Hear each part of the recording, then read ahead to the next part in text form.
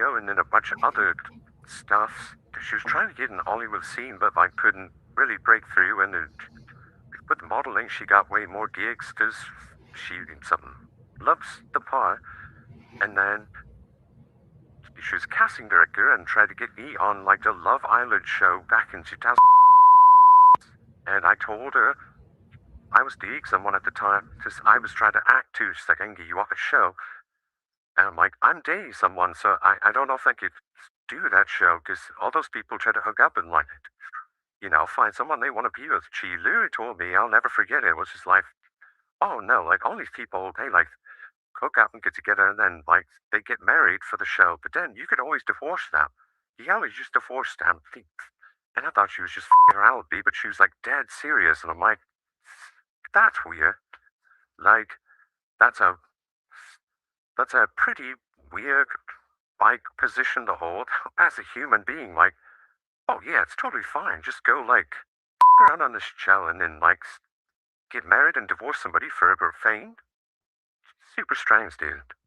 So like, what was this acting? So like, who's this guy? Okay, what? Like, what? Oh, he was just like the head of the department. He was the head of that John Casablancas. They're a they're an agency, but they're all over the world. Or they're all over in North America. Well, that's what we were part of is John Casablancas. And then that's basically, I think that's where she got her A start in the modeling acting world. Damn. So, because obviously, is that how like she got connected to the Trump modeling shit? It's hard to say, because like everyone jumps ship, like with the agencies and the modeling stuff. They're always, if you're in, other agencies are always trying to like pull you into theirs, and get you to jump ship, because they each take 10-15% of whatever their talent makes. Uh, I just know we were in for a convention, with True John Casablancas, and then at the convention, it's an expo, they have all the top managers there. So the goal is to get like picked up by Elite, which is the top modeling agency in Miami, and they do all Italy stuff, the runway. But she's not tall, so she can never do like the full runway stuff. But she can do commercial stuff. So like, I think she might have got picked up there and by somebody doing like Macy's commercials and all this other stuff where she flew around and did all these.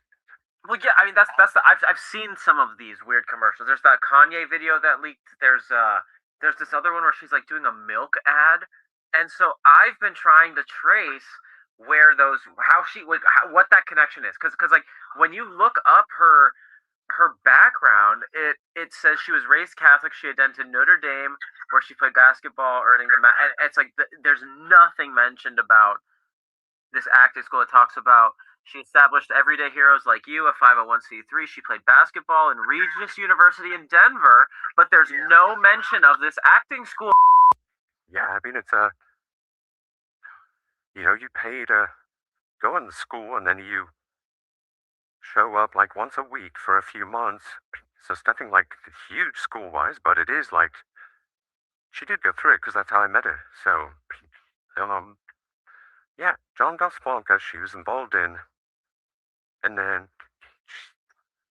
I mean, yeah, she bounced around celebrity. She was at Regis, she was at La Jolla Marymount in California, and she did online school at Arizona State online for a while. I think she might have graduated from that. And then she went to Liberty and got her PhD. Um, I mean, she bounced around from school to school. It was like crazy. And a lot of it was online when I knew her. Wow, that's So yeah, it's like I knew this person. I smoked weed with this person.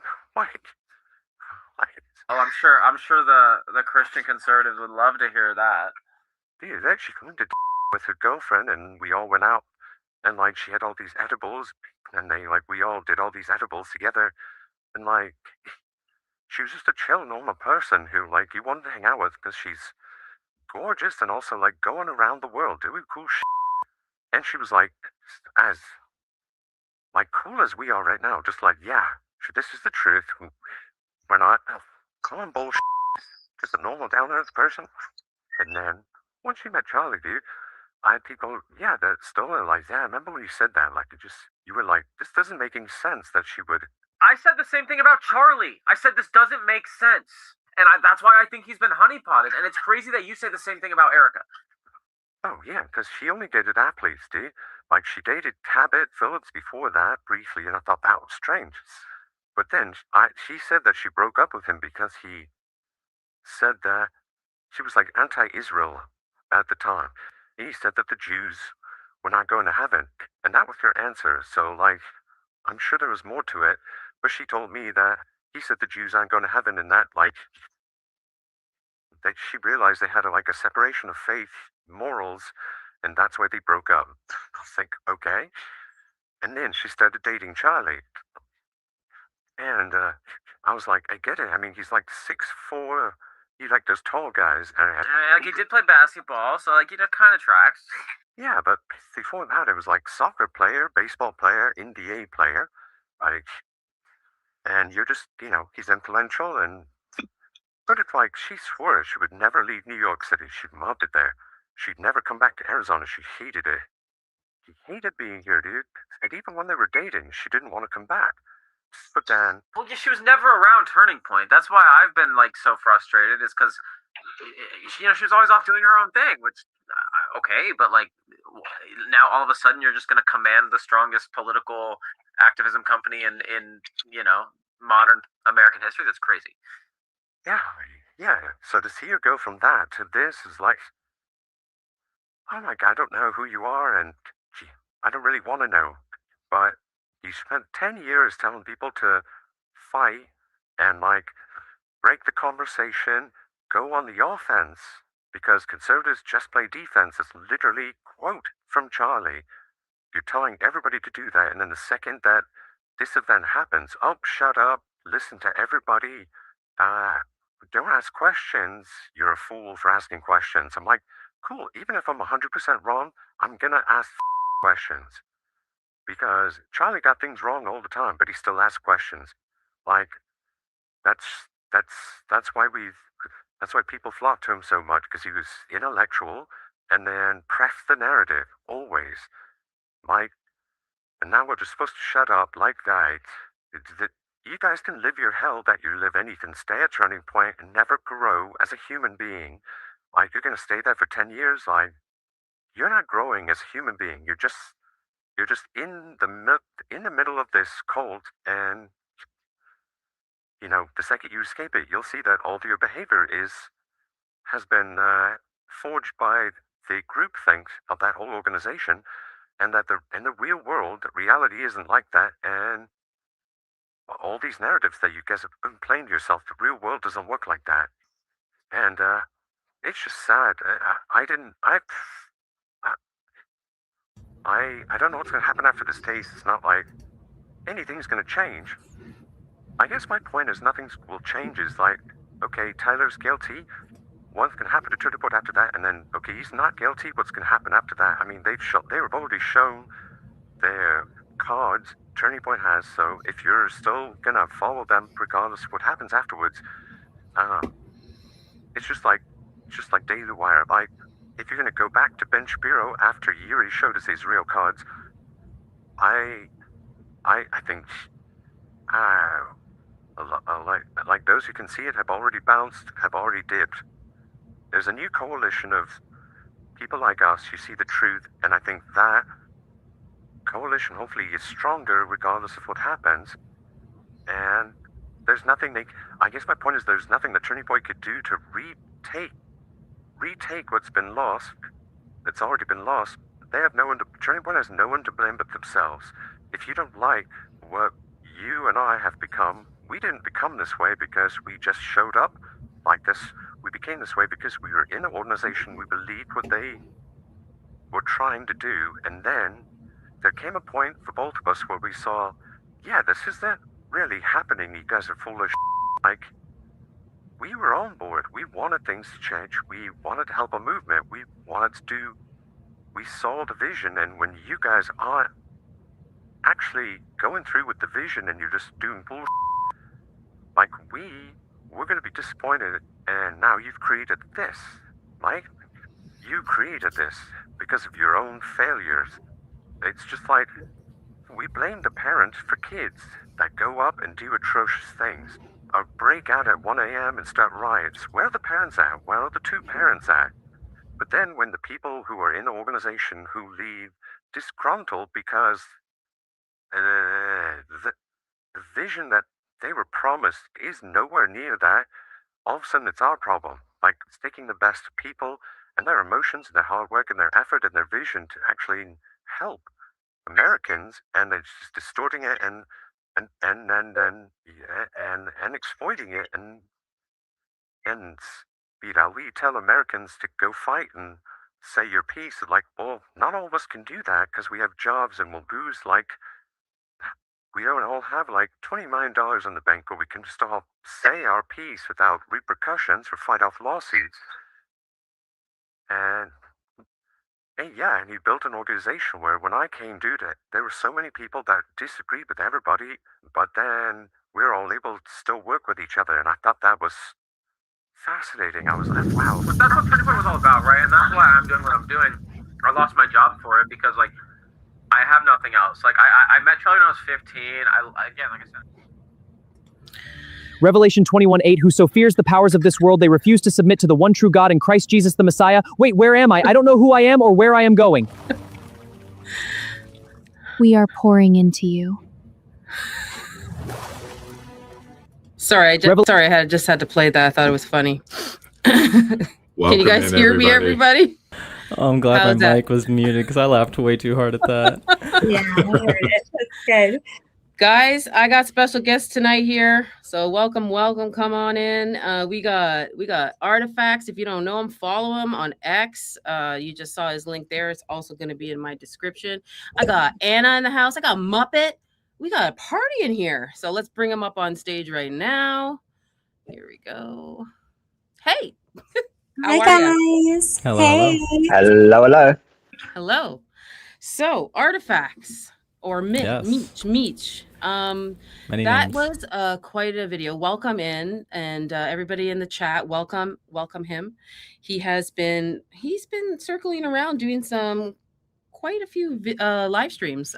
Mitch has been a busy boy. Yeah, busy boy. I've been trying to stay busy. You know, they gave me no other choice. I mean, what else am I going to do here? Come on.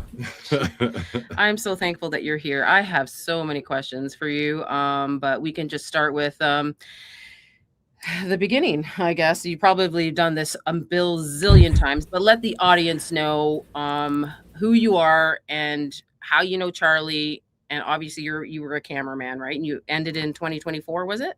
2025, actually. 2025, okay. Yeah, so I was a cameraman. Yes, I had many roles within Turning Point USA. I first met Charlie Kirk when I was 15 years old, before Turning Point was anything close to what it ended up as or what it is today.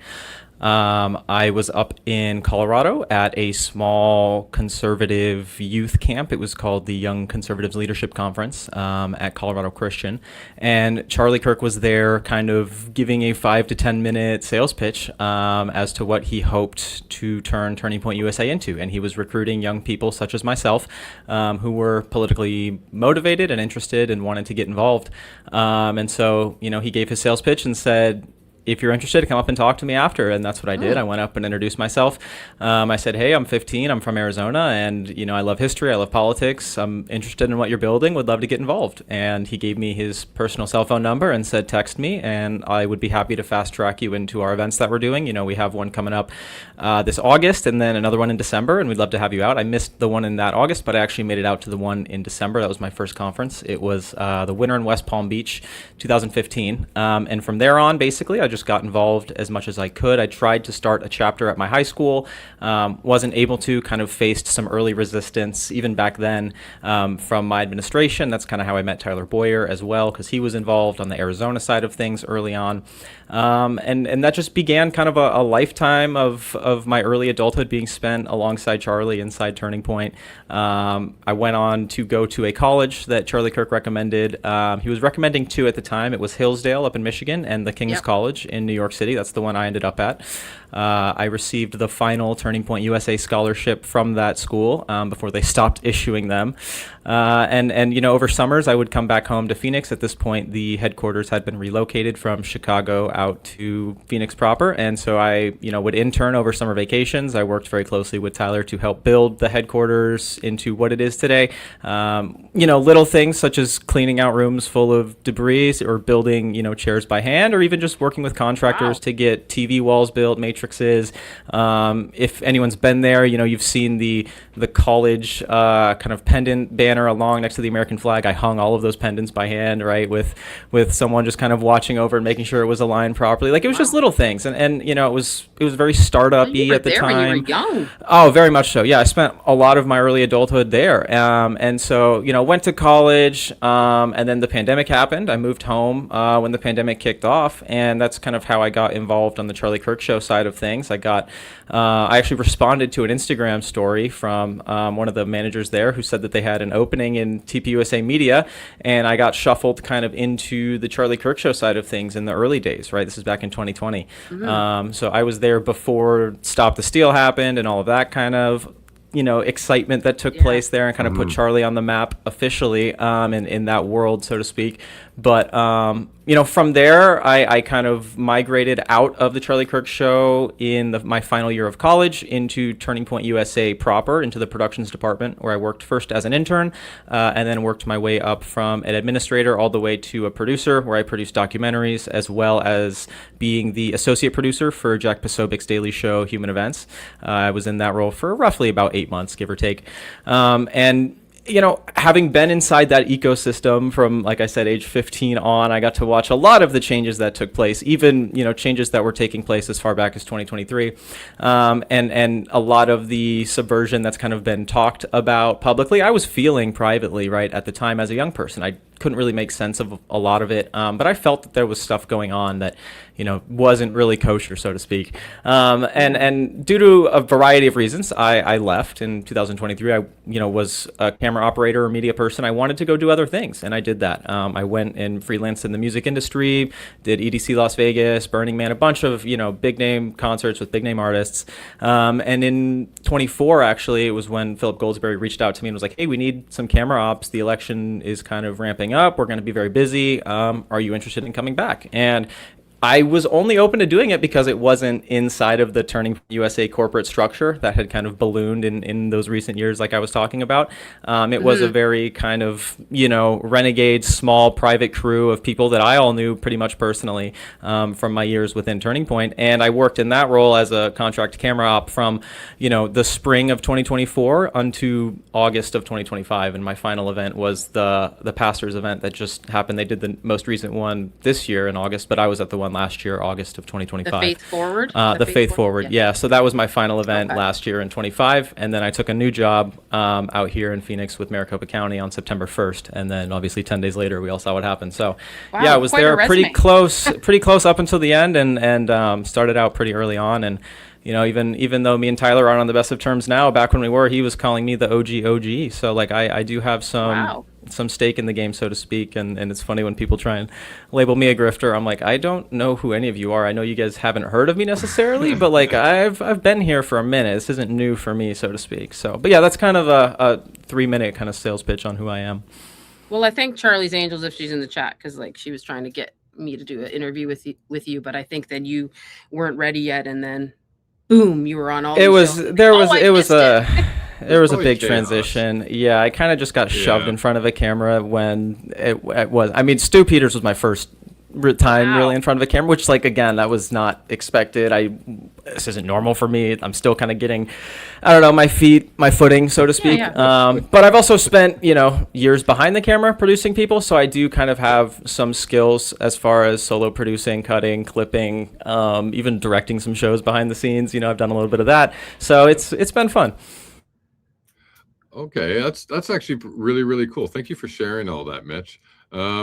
What did you think about Tyler Boyer when you first met him, when you got to Turning Point proper? What was your impressions of him, and how was he like to work with? Yeah, I mean, when I first met him, again, I was probably 16 or 17 years old, right? I was a junior in high school, probably a very young, impressionable kid, which these are the kind of kids that Turning Point likes to, I don't want to say target because that makes it sound malicious, but this is their target audience, right? And so working with him was exciting, right? He was very connected politically. He was connected to Turning Point, connected to Charlie. And it was one of those things that, like, I don't know, it felt cool at the time. It felt like a unique opportunity, and it was, right? I got invited out to CPAC as a 16, 17-year-old because I knew Tyler, right? I was able to get on the first Turning Point USA trip that they sent kids out to Israel because I was an early student activist, right? And even though I didn't have a chapter necessarily established at my school, Tyler recognized my kind of motivation, my desire to be involved, and he definitely created spaces for me to do that. Now, as time went on, I kind of started to realize that those promises weren't necessarily always kept up to their full extent, and there were, other people who were elevated at quicker speeds because of their relation. I don't know. There's a lot of questionable antics that went on as time went on, right? You start to learn more about people as you spend more time around them. But it is very deceptive, I would say, and I think that due to the power he holds, a lot of people kind of come in very naive about how powerful and potentially questionably evil he might be. But it's something that people, I think, find out over time, and we're starting to learn more of right now as well. So what did you think of Charlie? Like, he kind of gave you, is it like a break, I guess? Like into the scene, into everything? Yeah, I mean, he's someone I just like considered a role model at the time, and almost just looked up to as a friend, and I don't want to say older brother, but almost in that way. Like, we were very young people, like only a couple years apart, and I just respected his devotion and his drive and his passion and his love of this country and his love of Christ ultimately. And I got to watch him, grow up in politics. I got to watch him transition into the figure he became, right? The influential figure he became, the potential presidential candidate that we did not get to see.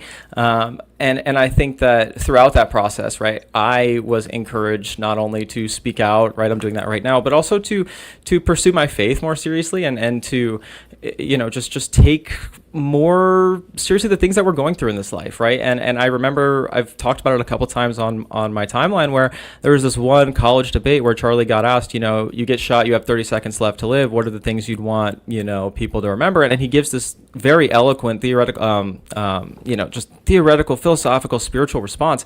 And it was at that moment I realized that he had transitioned, outside of the political manosphere, so to speak, and was really engaging in spiritual warfare, and reaching out to the lost and entering, the arena of the broken, the youth, and really fighting back against the enemy at large, not necessarily just the Democrats or the left or whatever the political enemy is for that day. He was kind of fighting the real enemy. He was. So we just played, as everybody was coming in, we just played a video. I'm going to go back and forth, kind of past and present. It's okay. We can ping pong. We can do that, right? So the video explained that because I just played it all full out. So that was a whistleblower. You don't need to tell them who was in it or when it was, but I got the gist of it. Like, it was a casting thing, and he's done a lot of those shows. I've done a lot of that myself. Can you explain it to me like I'm 5, just to go over and set the scene? Can you explain it to us? I'll contextualize it a bit. So that, like I said, I did give an intro to that. I didn't just drop the raw footage with no context, right? That was a secret audio recording that I conducted about 2 months ago at this point, between me and someone who I know from inside the conservative political ecosystem. Him and I were friends from years back, and what I didn't necessarily know up until recently was that he actually knew Erica from many years prior, actually before Charlie or Turning Point was ever really a big thing. And back then, Erica allegedly tried to recruit him for this Love Island style dating show, went on basically to say that, and it's funny because my source at the time, goes on to say that he was dating someone, and he's like, I don't know if I could do this show. Yeah. And she basically says, oh, don't worry about that. All these people just go on these shows, they get married, and then they end up getting divorced for the fame and money, and it's fine. Can I ask a question about that man, like, that she asked?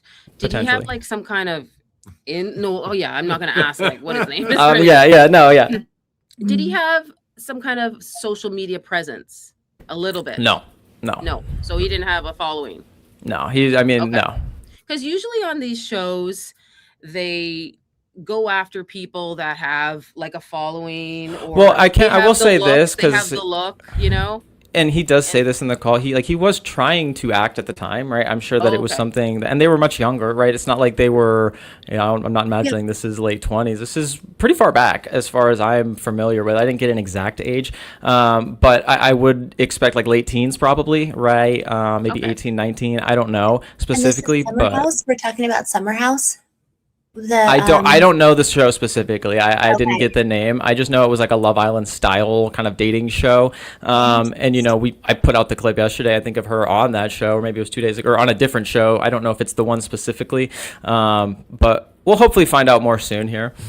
Yeah, I'm like, so please set the scene for our audiences, because I'm like, hey, so just so everybody knows, if you guys don't already know Mitch, Mitch is really, really awesome. He knows so much about what's going on with Charlie.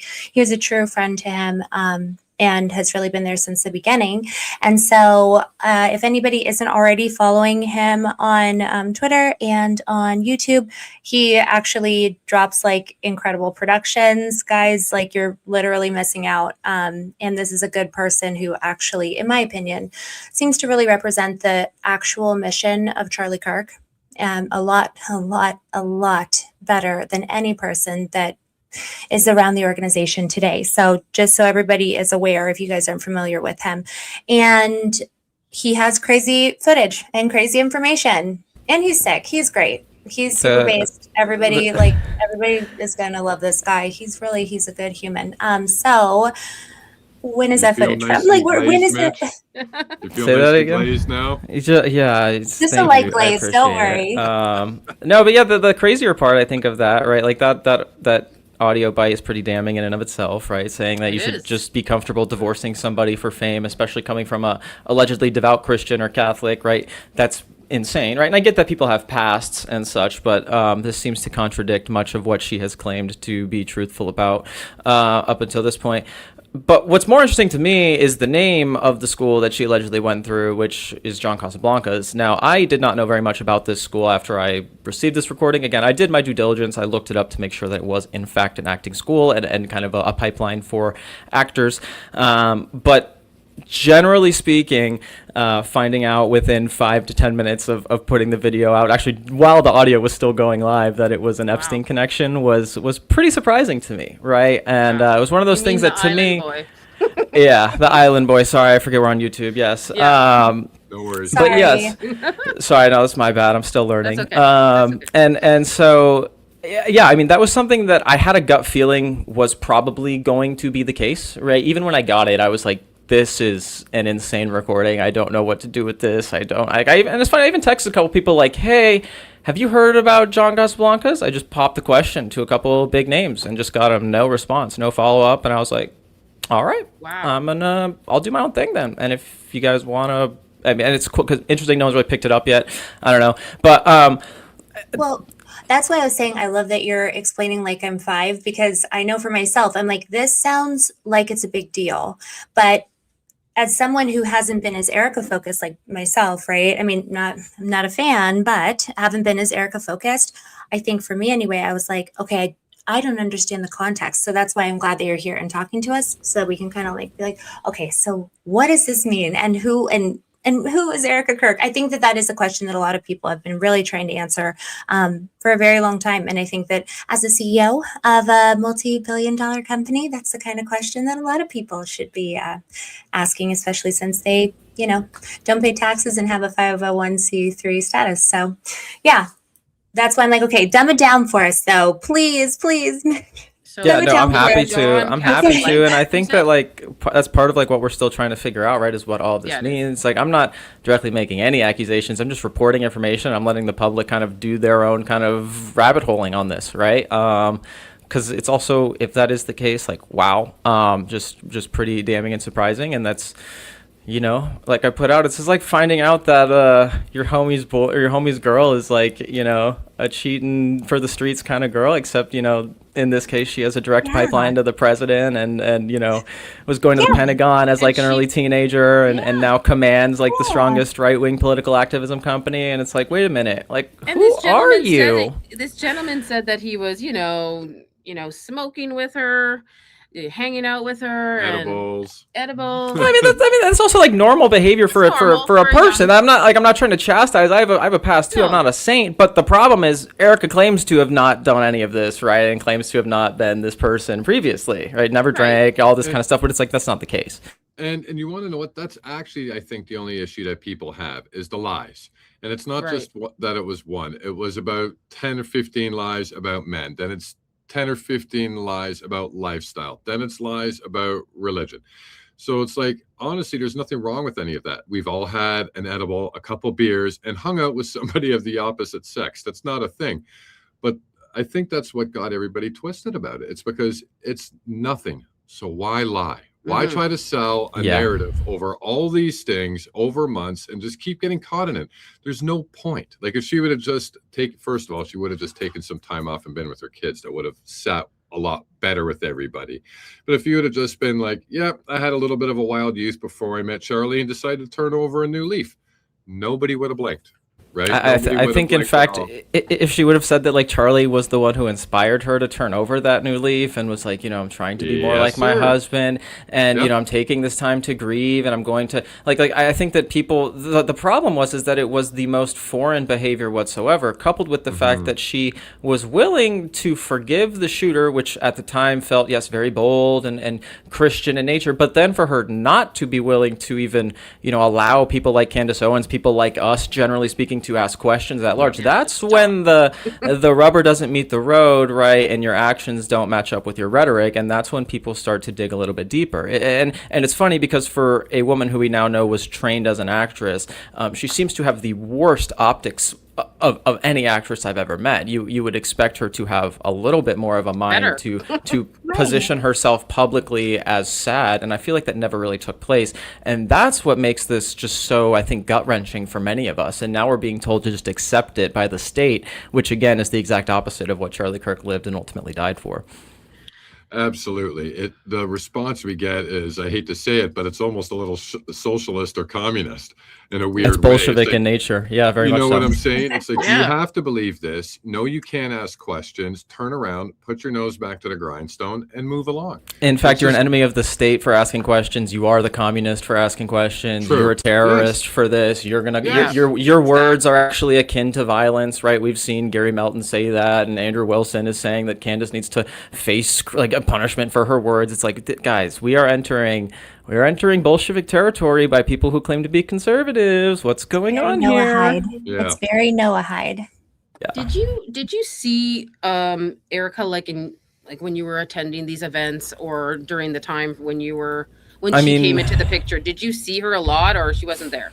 Hardly ever. No, there were a couple times, right? I was at I think it was the 9th anniversary that they also did kind of like a wedding reception for staff, friends, family. I've posted a photo. The only photo I have is from outside because they had a professional photographer doing photos. So a photo actually does exist of me, Erica, Charlie, and my ex-girlfriend at the time, my college ex. I've never received that photo from TPUSA. I've asked for it multiple times, never got it, even before I spoke out. So that was kind of weird, especially because I knew the photographer personally, and I've asked, multiple times over multiple years, hey, can I get that? Never got it. It's the only like the 2 photo that I've direct to camera with Charlie. Yeah, and I never got it, which just kind of frustrates me. Because there's ones of like me on tour and stuff, but it's not like a posed one. Well, anyways, I digress. So that was the one time I met her, and it was very brief, right? And outside of that, there were. Mitch? What were your impressions? Even initially, I was very skeptical and questioned the whole thing. It just didn't seem normal. I didn't understand why Charlie would want to be with someone of her just character, nature, background. Like I got that she was, Christian, but it felt very forced and fake. And even early on, I remember being there when they were opening the headquarters because they had a grand opening event, and I swear I almost remember Erica being there and them kind of pushing Charlie to meet her, like, hey, Charlie has to meet this girl, she's here tonight. I might be wrong in saying that, so I don't want to say that with 100% certainty, but that was kind of like the setup. Was he was very insulated from the top down, and it felt very forced, even from what I was hearing, just kind of third party as a young person, like just picking up whispers through the grapevine. I'm like, this doesn't sound normal or natural.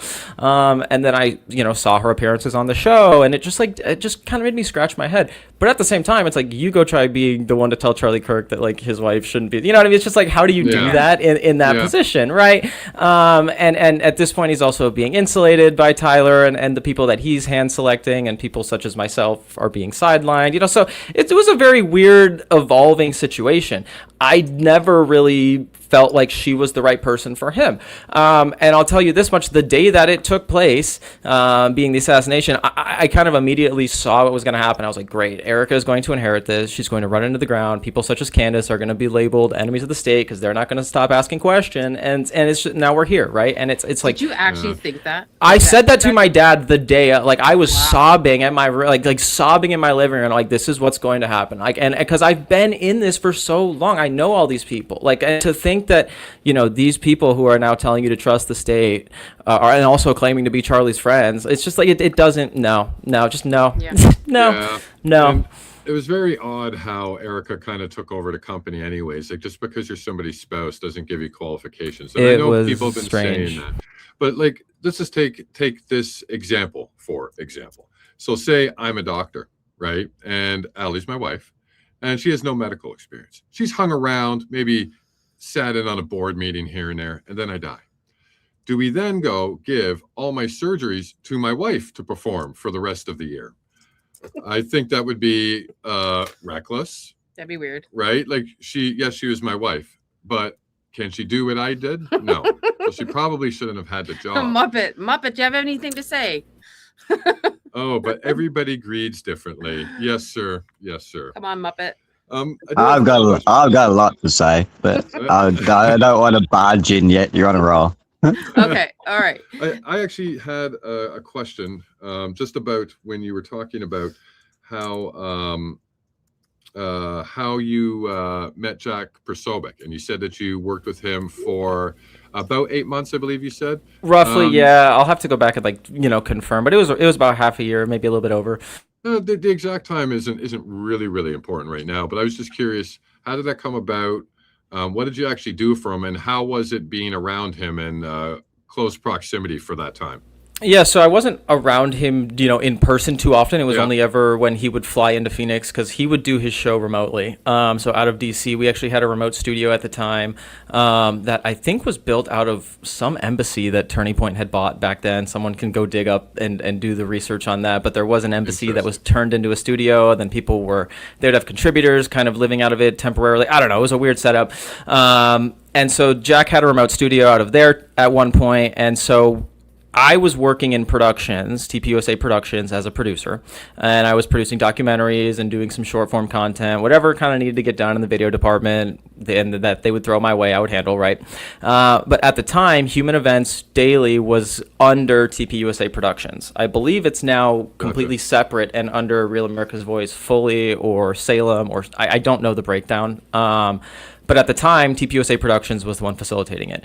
And so they had an executive producer that they had brought in, and I was basically assigned. Who the exec was, by the way? His name was Angelo. Yeah, Angelo Fazio. And I've mentioned him briefly on the timeline. It's funny because actually he's a former WWE producer. He spent like 20 years in the WWE before this, talking about staging that's where political they got all stuff. Their sparklers and stuff. Well, I mean that was before he even got there. But yeah, more fireworks for Erica. That's what's funny, and so I associate produced kind of alongside Angelo and for Jack there, and it was anything from helping to pull the kind of 3 daily segment news stories that we would be covering, kind of pitching those stories to Jack, seeing if he wanted to cover them that day, designing thumbnails, designing post copy, that kind of stuff, right? And then there were also instances where I would be sent out to cover things. So I was actually sent to New York to help cover the trial of Donald Trump. That was out there. There's actually a photo of me in the Daily Mail, just like kind of with my phone, just getting in the middle of a crowd trying to capture whatever footage we could, and we would use that on the show that day. And I think we did the show from New York that day as well. So anything like that was kind of how or what I was doing at the time. Working with him, it was an interesting kind of process, right? I was always kind of very skeptical whether or not he was a Fed or not, and him being former Navy intelligence was always just like, wait a minute, who is he working for?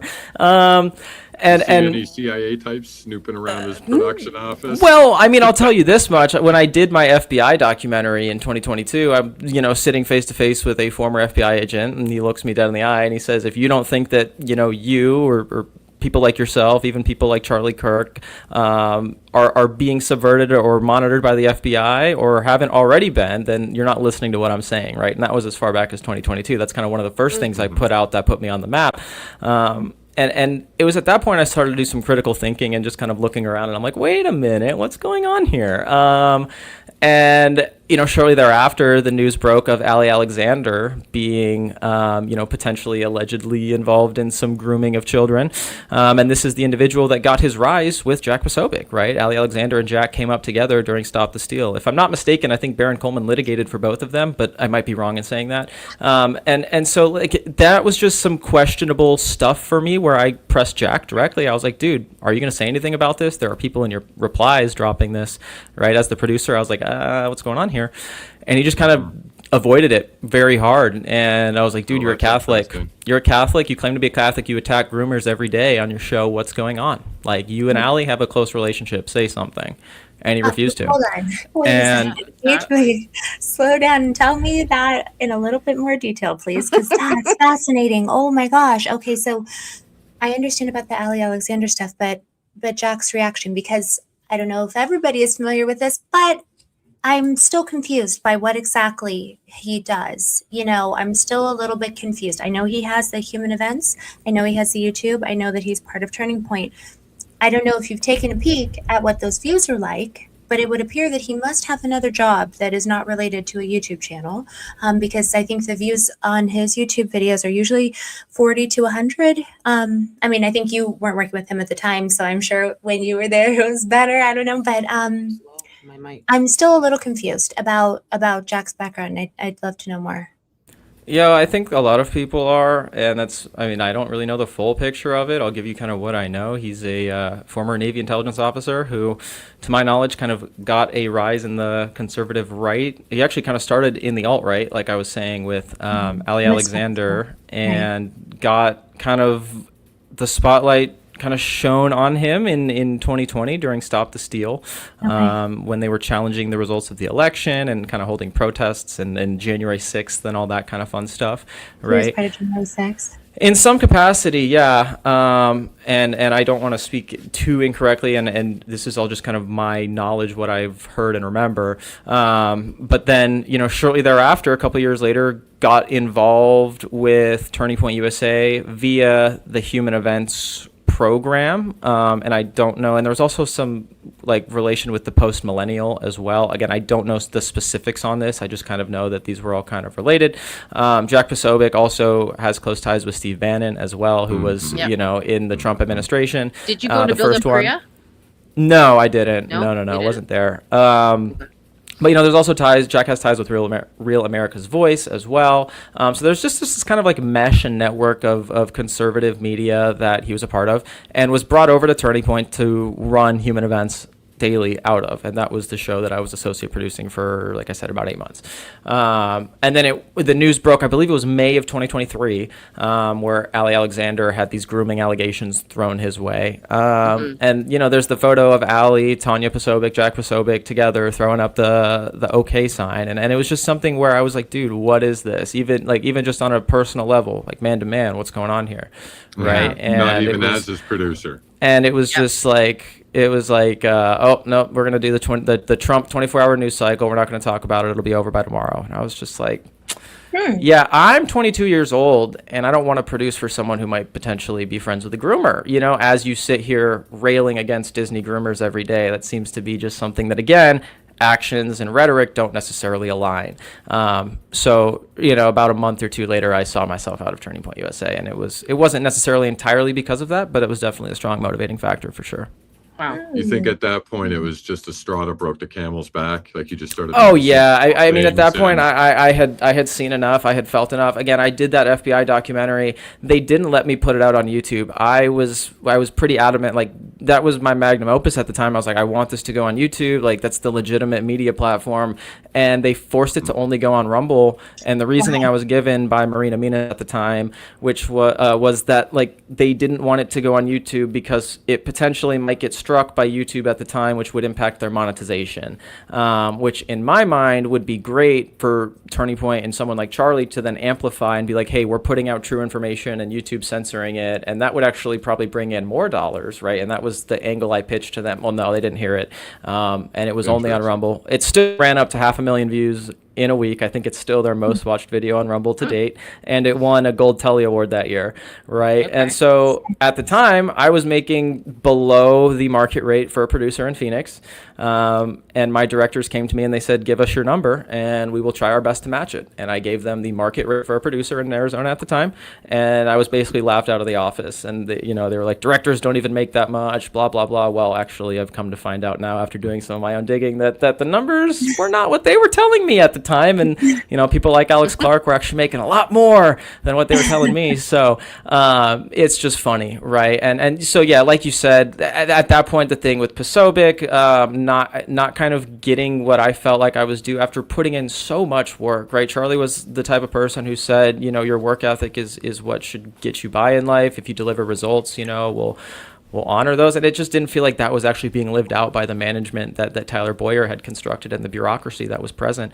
So yeah, I saw myself out, and I was not doing it on bad terms necessarily. I remember I came out of my exit interview where I had just basically crapped on Turning Point, the management structure. But again, being very clear to emphasize, this is not how I feel about Charlie. And of course, I run into Charlie, who had just finished a workout, and I was like, dude, can I get 2 minutes of your time, please? And, I told him I had just said all this stuff, but it did not change the way I felt about him. I very much still supported him, the things that he was building, his vision, his movement. And if he ever, needed me, would be happy to help him. And he said if I ever wanted to come back, he'd be happy to have me back. It was not about party lines loyalty like these people are trying to push now. He was a very, intellectual man with depth, right? And was willing to see beyond the partisan disagreement in the sake of friendship, so to speak, So that's also kind of why I felt like speaking up was necessary. Let's talk about security. Can I ask one more? Yeah, sure. Go ahead. One more quick question before you jump over to the next topic. I just wanted to ask, just for clarification, you said that when you left, you asked him just for a minute of his time.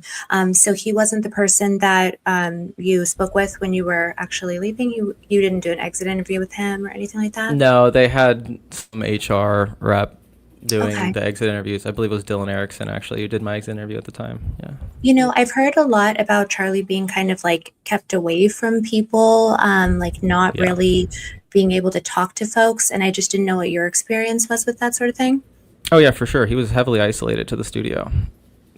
Like even to you, like even to you guys, like who have been around. I mean, he would previously make rounds, would walk through headquarters and just kind of like check in, and that stopped happening over time, and would really only see him at events, if that. During AmFest, we would have the big staff meeting, and he would get up and give a speech, and at the end of that we would see him. But it was very much these controlled presentations, right? And it was not the grassroots kind of CEOs walking around all the time, checking in with people, knowing everyone on a first name basis. That had shifted pretty heavily for sure. And so that's why it was so surprising for me actually to have gotten out of the exit interview, and there was Charlie just walking back to the studio, right? And I literally shouted to him from across the parking lot, like, dude, hey, can I get 2 minutes, please? It's my last day, right? And then thankfully I was able to get that. But yeah, I don't even know when the last time I'd seen him before that was. Really? That surprises me. So you're saying that, was it like just because his schedule was so crazy, or was it kind of like, was that like the company culture? Did it change? It was like a combination of everything, right? I think he was recording for 3 hours a day, and then they would also send him out to do speaking events, and who knows what else he was doing, fundraising, meeting with politicians and recording, right? There was so much. Yes, he was very busy. But I think that's part of it, right? Being in the music industry myself as well, like we've seen this trend with music artists, whether it's Avicii or others, to where they push these artists out on the road, they tour them to exhaustion, they get them in the studio, and they have no time for themselves. And they're very isolated, and that's how they're controlled, and they make decisions that maybe they wouldn't normally make. They're not fully informed of the decisions they're making, and I think unfortunately that there are a lot of parallels there to what was happening with Charlie Kirk. Right, capturing your principles. That's what Joe Kent was referencing when he was talking about how hard it is when you're in DC and stuff like that. It kind of reminded me of what you were saying. That's interesting. Thanks. Yeah, I just wanted to get into, I'm going to bring up on stage soon a little bit of the you can just run it down. You don't have to like give that much comments, but we can talk about the tech table that day. Yeah. And what like you noticed and what we noticed, anything that you see suspicious, but anything about the security, did you know any of them or? Yeah, I mean, I knew Dan You knew Flood Dan? pretty Okay. well. I knew, I don't know all their names off the top of my head, but I had worked with Yep. pretty much all those guys pretty consistently. Blake, I cool? knew Were they pretty cool? well. They Yeah, I mean, chill? they were chill, normal. I trusted them with pretty much my life, right? I mean, like I You was have to. sitting, you got to keep in mind, I'm sitting and I'm looking up and there's like one of those big dudes, right? And like I'll look over and there's another one. And so it's like, yeah, you feel pretty safe. Even when there were a couple instances, I know for a fact at Penn State, it got a little bit crazy where we kind of had to stop the tabling and it just kind of turned into mobs and we were just with Charlie with cameras and Pasovic was there and security was with us, right? And that happened at a couple campuses where the tablings just kind of dissolved and it just turned into chaos and you're just every man for himself. You're just kind of looking over your shoulder, making sure you're getting everything in the Yes. frame, right? It's insane. I can't even begin to describe to you what that feels like. But yeah, to say that I didn't trust these individuals, no, of course I did, right? And it was one of those things where Why wouldn't you know, you? It's like a- why wouldn't I? Yeah. And it's also like I trust half the people who I'm now saying, you know, questioning things about today publicly because this is, in my opinion, deception and betrayal on the highest level, and we're dealing with evil that we can't even begin to comprehend, right? This supersedes the political. This is no longer right versus left. This is good versus evil.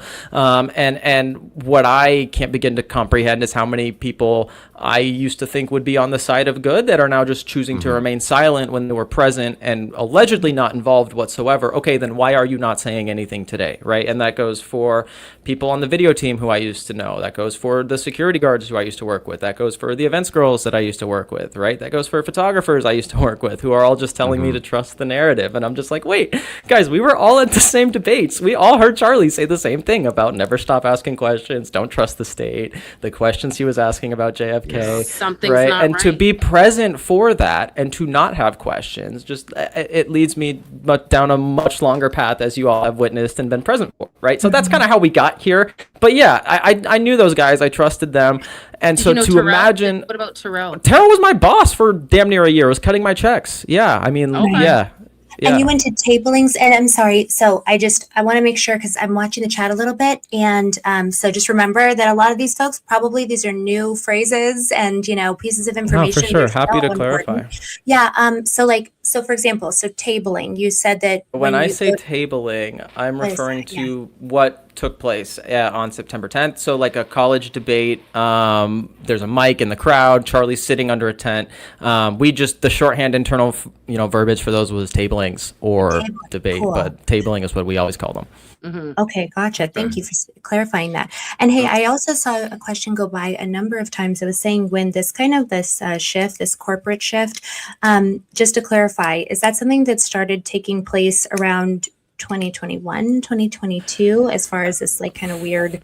Yeah, I think like it slowly began in 2020 and just kind of really started to happen in many different ways over time, right? It's one of those things where you can't boil the frog all at once or it'll jump out of the water. And I think that just slowly over time, this system of bureaucracy, this cult of personality was created. And we've now kind of seen the results of that, right? Where it's get in line, don't ask questions, don't question the corporate structure, whatever comes out is I don't know, the gospel, so to speak, using that loosely. But yeah, I felt a lot of that taking place, and that's part of why I was like, yeah, no, this isn't the free thought, question everything group that it once was, right? And even as far back as 2021, I have evidence Tyler Boyer was trying to get Debate Night, the program, going. I was a producer on that show, and he suggested we have trolls with big followings, to use his own words, debate Charlie, and that's when I suggested he debate Nick Fuentes. And at that point, that was very rapidly shut down. It felt like that was being controlled,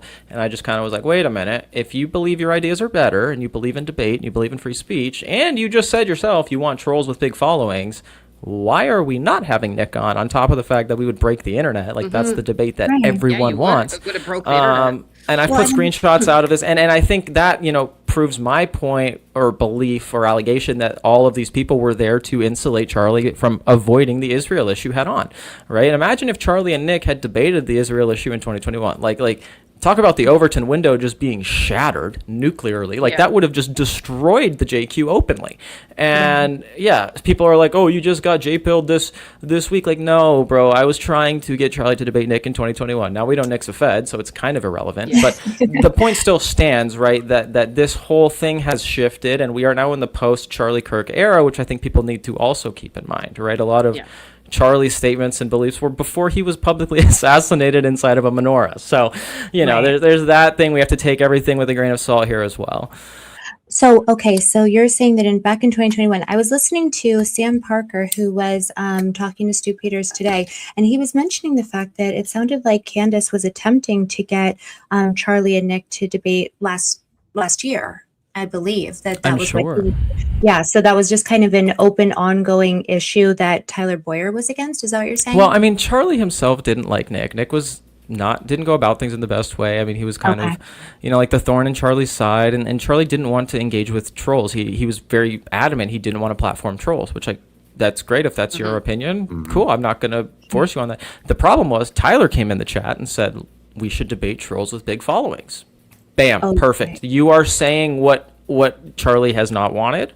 He doesn't want to debate trolls, doesn't want to platform Nick. Great, we're going to do debate night. We want this to be a big show. It's supposed to be the first episode. Right, going to put us on the map as a producer. What's going to be the most explosive thing? Great, that would be it. And immediately it was just no Nick Fuentes. We need to start talking with these other directors on how we need to reach out to people. I was not involved in those conversations, right? So it was, it started to get sidelined there. Okay, I'm like, you have so much info. Did Terrell ever come to any of the events, or did he just cut checks, or was he like there? There were occasions where he was, but it was typically when we would do bigger national events. So to give you an example, Las Vegas was a great one where we had a tabling, so a 3-hour college debate that Charlie and I believe Tulsi Gabbard were there for. And so we set up the tabling that morning, we ran the debates, and we had to go over to the arena because we had a Trump rally that night. And so Terrell would be in Vegas with us. He would be kind of running back and forth if need be, but would pretty much be on site at the arena. So that way when we wrapped with the debate at like 3 p.m., we could run over in time, get cameras set up, get everything connected to go live at 5 or 6 p.m. whenever the rally started, right? So that was kind of the few times he would be present. It would be facilitating other events to kind of accompany the 3-hour right, because I remember college Candace tablings. referencing, she never saw him that much. He was only at just a couple, like you just said. And he would also run kind of like the back end of the Charlie Kirk show things from the studio in Phoenix and help push out, the streams that were needed as well. So that's why he had people like me and Philip and other camera ops going around the country, and so he didn't have to be there, so he could kind of man the ship from afar. Gotcha. And I did just while you mentioned Candace, sorry. Yep. Go ahead. Did you ever do any events with Candace? Did you ever meet Candace? I never met her directly, but I will tell this story because it's pretty cool. And we talk about the ways in which people underestimated the coming together of Kanye West, Candace Owens, and Charlie Kirk, right? It was, I think, 2018 or maybe 17. There was an event that was in D.C., and I was present for it working as an intern. I think it was summer of 2018. They had a high school leadership summit, and I was working as an intern. And they needed someone to run the AV board in the back of house. And I wasn't even doing media at the time. This was before I even picked up a camera again. Talk about, God showing me where I would end up maybe. But it was right before Candace's walkout. They needed me to trigger a Kanye West song for her to walk out to. I think it was Ghost Town. And Kanye's manager was actually present backstage. And so they had me as like a little 18-year-old just sitting at the desk. And they, called Candace out. And I'm looking at Kanye's manager. And I just pressed trigger. And she walks out. And the crowd goes crazy. And I didn't get to talk to her then. But, it was just a cool moment as like an 18-year-old to like be 5 feet away from Kanye West's manager and trigger that walkout for Candace Owens. And then to end up being, involved in AV on the touring crew with Charlie. Like it does all eventually come full circle. Yeah. I was just going to say, I met Kanye West's manager back in the day. I don't know if it was the same one that you met, but he was a little bit of a spicy douche. The spicy meatball. I didn't even meet him. Like I said, I was like 18 years old. I was an intern. They very much kept me just kind of, press play at the right time. And I did, I was like nervous even doing that, but it was fun for sure. Yeah, he ran a tight ship because I've done a couple Kanye gigs in my lifetime, and I remember he was very tough on the crew. Like the results were phenomenal. Like don't get me wrong. Like if you've seen a Kanye show, you know the results are phenomenal. But man, he was tough on the crew. I did have. I actually just did want to make just one statement. So when Mitch was talking about how they would break down gear from Prove Me Wrong events, and then the camera team and the tech should run over to the arena and build up and get going. I just want to let people know, like I worked in the business for almost 30 years. That is standard if you're going to be shooting in multiple locations, guys. So don't think there's anything weird about that. If you have to strike one location quick and you're using the same cameras at another event, usually the operators like Mitch or me, when I was running around handheld, you're responsible for your gear. You get your ride back to the venue. You go in, you set up, you check in with the tech boss, in this case, Terrell, make sure everything's good, and then you're ready to go for your next event. So I just wanted to explain that to people in case they thought there was something weird about that or it seemed off. It's really standard, guys, for shoots that shoot in multiple locations. Yeah. That's a really good point. I was wondering, Mitch, I was wondering, so now that you've like kind of seen all of the footage for September 10th for the setup and for kind of like everything that was taking place before it happened, was there anything that you saw on that day that kind of stood out to you as someone who's been there and seen it as kind of weird, something different that's not normal? Oh, Yeah. do we have queued up footage? Oh yeah, okay, Yes, go ahead. Yeah, 1 second. Hold on. Well, this is. Can you guys see that? Yeah, you guys can see it. Yeah. Okay, so this is what he posted in August. This is the new fully mobile. Was this for Who Inside posted Out? that? The 4K Switcher Live? No. No, this is for something else. That's for the Prove Me Wrong. This is for the Prove Me Wrong event. This one. Yes. Sorry. Mitch can confirm, but that's what. Yeah, this one. That's what it says. was Prove Me Wrong. Yeah, Prove Yep. Me Wrong table. Oh, it does So say who that. posted that? I'm sorry, just Philip Goldsberry posted this. Philip Goldsberry posted that. Okay. Yes. When did he So post this it? is- Sorry. Well, and I will just say this: like that lens that's in the middle there. What This does one? the text on that one say? Yeah. What This does the one, a text big on that say? fan of this rig so far, ready for 4K broadcast all tour. Yeah, so that's interesting that lens is being used on the tablings because that was we would use that for like rallies, like the arenas. This one? That's Yeah. like the, yeah. That would make sense because that's a lot of glass. So Yeah, you it's wouldn't like a need cinema that much broadcast lens. lens. Yeah, you wouldn't need that much lens for like a Prove Me Wrong event. No, So the that's why I was- typical setup for a Prove Me Wrong was like two FX3s, two 24-70s, and Yeah. we would be running iPhones as backups, as backup angles. And then it's interesting that there was an FX3 behind Charlie because that we never did that either. We would usually just, if we could, have an iPhone back there. But it was typically, Gotcha. unless I'm mistaken, but I think we always just had an iPhone in the back and then two. That's how they got the ultra wide angles that you've seen on those behind the back shots, right? Right. In the archived footage.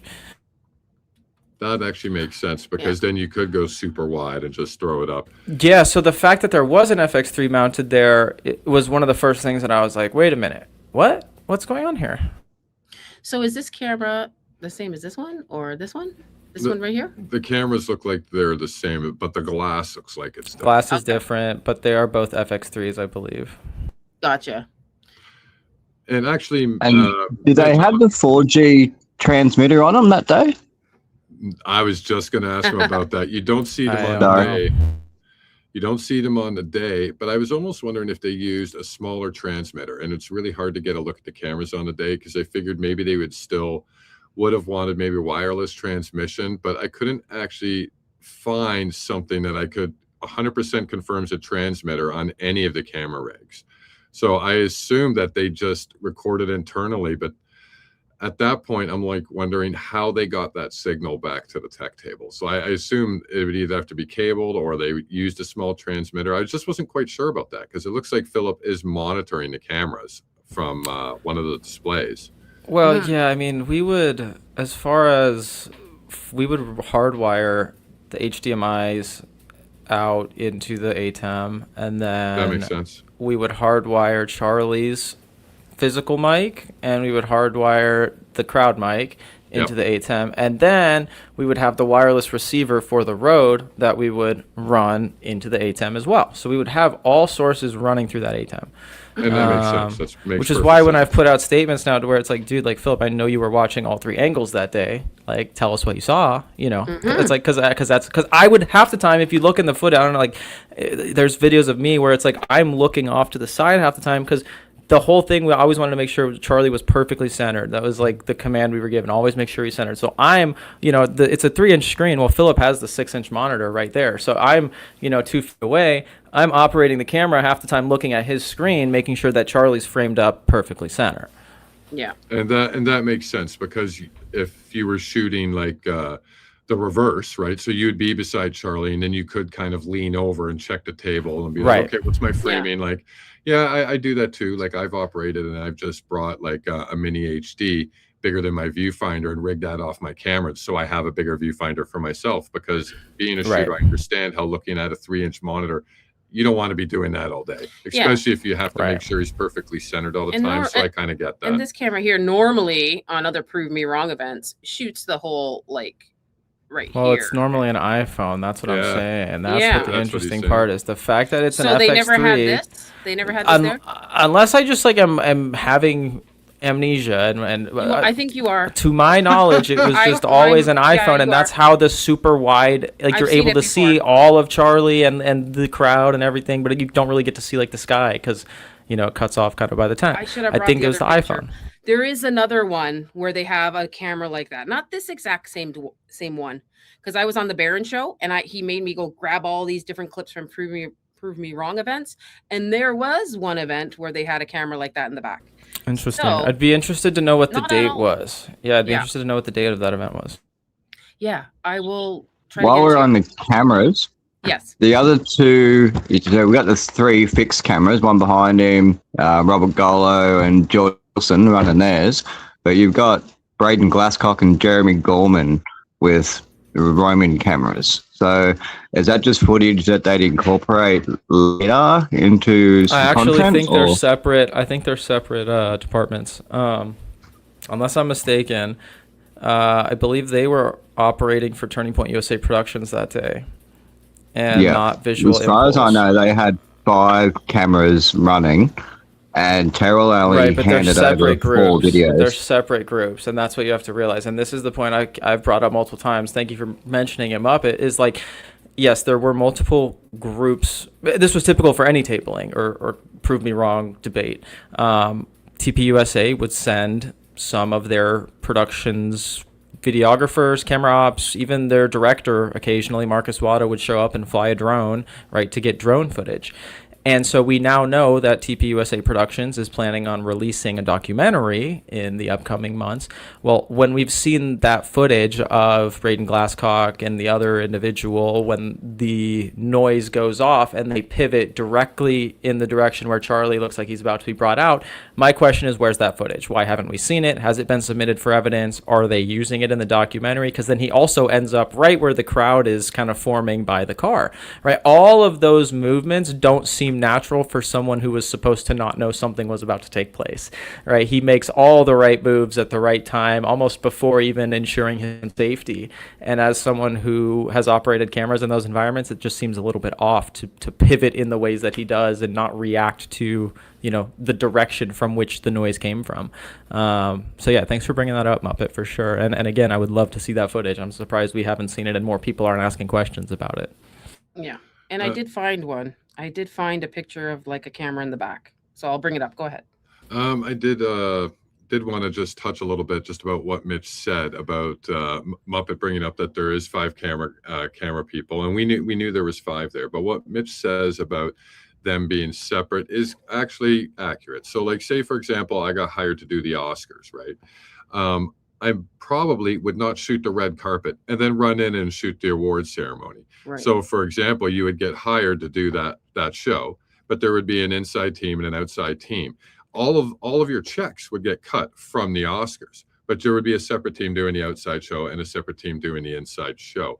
So that kind of makes sense to me because you have your 3 Prove Me Wrong camera people, and then you have TPUSA proper sending an additional 2, which kind of makes sense because those guys were handheld. That means they would have been getting the crowd cutaways, interviews, stuff like that, while the main cameras were actually shooting the event. then you tie that in together afterwards in editing. So like I get all that. Right. That kind of makes sense. I'm happy you actually made that distinction, because Muppet and I talk a lot about this, and so do many other people. Like, how many people were there actually for the Prove Me Wrong event, who was media, who was with, affiliated with another agency. And thank you for actually clarifying that. So there's the 3 main cameras shooting the Prove Me Wrong event. And, I'm not going to like quote you, but you believe the other 2 were sent by Turning Point proper as extra coverage. Is that more or less? Yeah, I think so. And we've seen, I think, even some of the footage from those cameras were used. I might be wrong, but I think they were used in the, memorial footage, kind of promotional videos they put together, right? There's that one under video right when Charlie walks out and throws the hat. And I don't think that was a visual impulse camera, right? For example, and that's I don't not know what that's this is Okay. this is just one from. Yeah, is that an iPhone though, or is that I think that's an iPhone. I might be wrong, but I think that's just an iPhone back so there. let me go closer. Zoom it in, Crystal, punch it in, Crystal, punch it in, Allie. confirm. Let me see. Can't really tell. You want to know what? Can't really tell. It's 'Cause, hard yeah, to tell. iPhones 'Cause it were looks normal like there's- back there, but a Looks like there's full something at the camera. top. Looks like there's something like connected to It the might be a top. mount. That on could the- be a charger. Can I ask you a question? We would also have fans on the phones to keep them from overheating. Okay, There'd that's be like- exactly what I was just yeah, going to it'd ask. be like Did a you have power an bank extra and a fan. cage put on them? What were those fans on the table for? We thought it was for Dan Flood's The balls. fans were probably We didn't know. for I don't know what I mean, I'd have to see it, but if they're like small circular fans, it might be for the iPhones. I don't know. We would have that sometimes. So yeah, so I'm looking at that picture zoomed in, and it almost looks like, from what I guess, and I could be wrong, it seems like I see almost a couple spots that look like there's spigots coming out on the right side, which makes me think that maybe there was some kind of cage that was there. This was in April of 2025. It's interesting. I can find a better one. Yeah, I'll try to find a better one. But It looks yeah. like it could be a phone, though. Like, it does look like it could be that. Yeah. I know phones were Okay. normal for us there, so that's Yeah. not. So I that was wouldn't what be you guys surprised. usually. That's what you usually use. So you weren't. Yeah, usually we would usually using on phones, that. but that's why like seeing Terrell take down that camera, I was like, wait a minute, why was there an FX3 mounted? Also, great if this came from the rooftop, we should see where and it's just we've now been in this cluster of here's one. questions. what is that? I can't really see. That's a It's- phone. That's a phone. Yeah, that's a see, it's a phone. I'm telling y'all, phones There's were another- well, normal. I'm looking at other pictures. No, I know, I'm messing. Meech, I'm messing. you I'm are messing. the I'm pro. messing with you, Allie. While just we're teasing. doing this, I just want to take a couple Thanks seconds. for clarifying that for me. Yeah, that's a couple good points. That reverse camera, and then just the allotment of cameras, who sent what where. That's really good information. I did just want to welcome one more person to the stage. Yes. We have American Discourse News here. ADN 1776 is in the house. Thank you for joining us, darling. Hi, sorry I was running behind. I had mom duty, and then our good friend Elizabeth Lane gave me a call, so that ran That's back okay. to back. But wanted to say hi to Mitch. I think you're awesome. Howdy, I've howdy. listened to in Thank you. Spaces and some of your work. I know. I feel like I have to respond to a DM from you, and I'm so sorry I haven't. But my DMs have been insane, and so can I only will be imagine. circling back. I'm so sorry. Please forgive No, me. you're totally fine. Allie said she was doing this with you, and I was like, well, I messaged Mitch, and I was like, I want to have him on, but also if some questions come up, Yeah, she's like, I just knew get it. on I'm the sorry. stage. I'm sorry. I feel Okay. bad. See, I knew. I'm sorry. I'm embarrassed. No, I'm pretty sure you're totally in fine. Spaces and you've met her in Spaces. too. Yeah, She's- yeah. I left Anna on red for a week.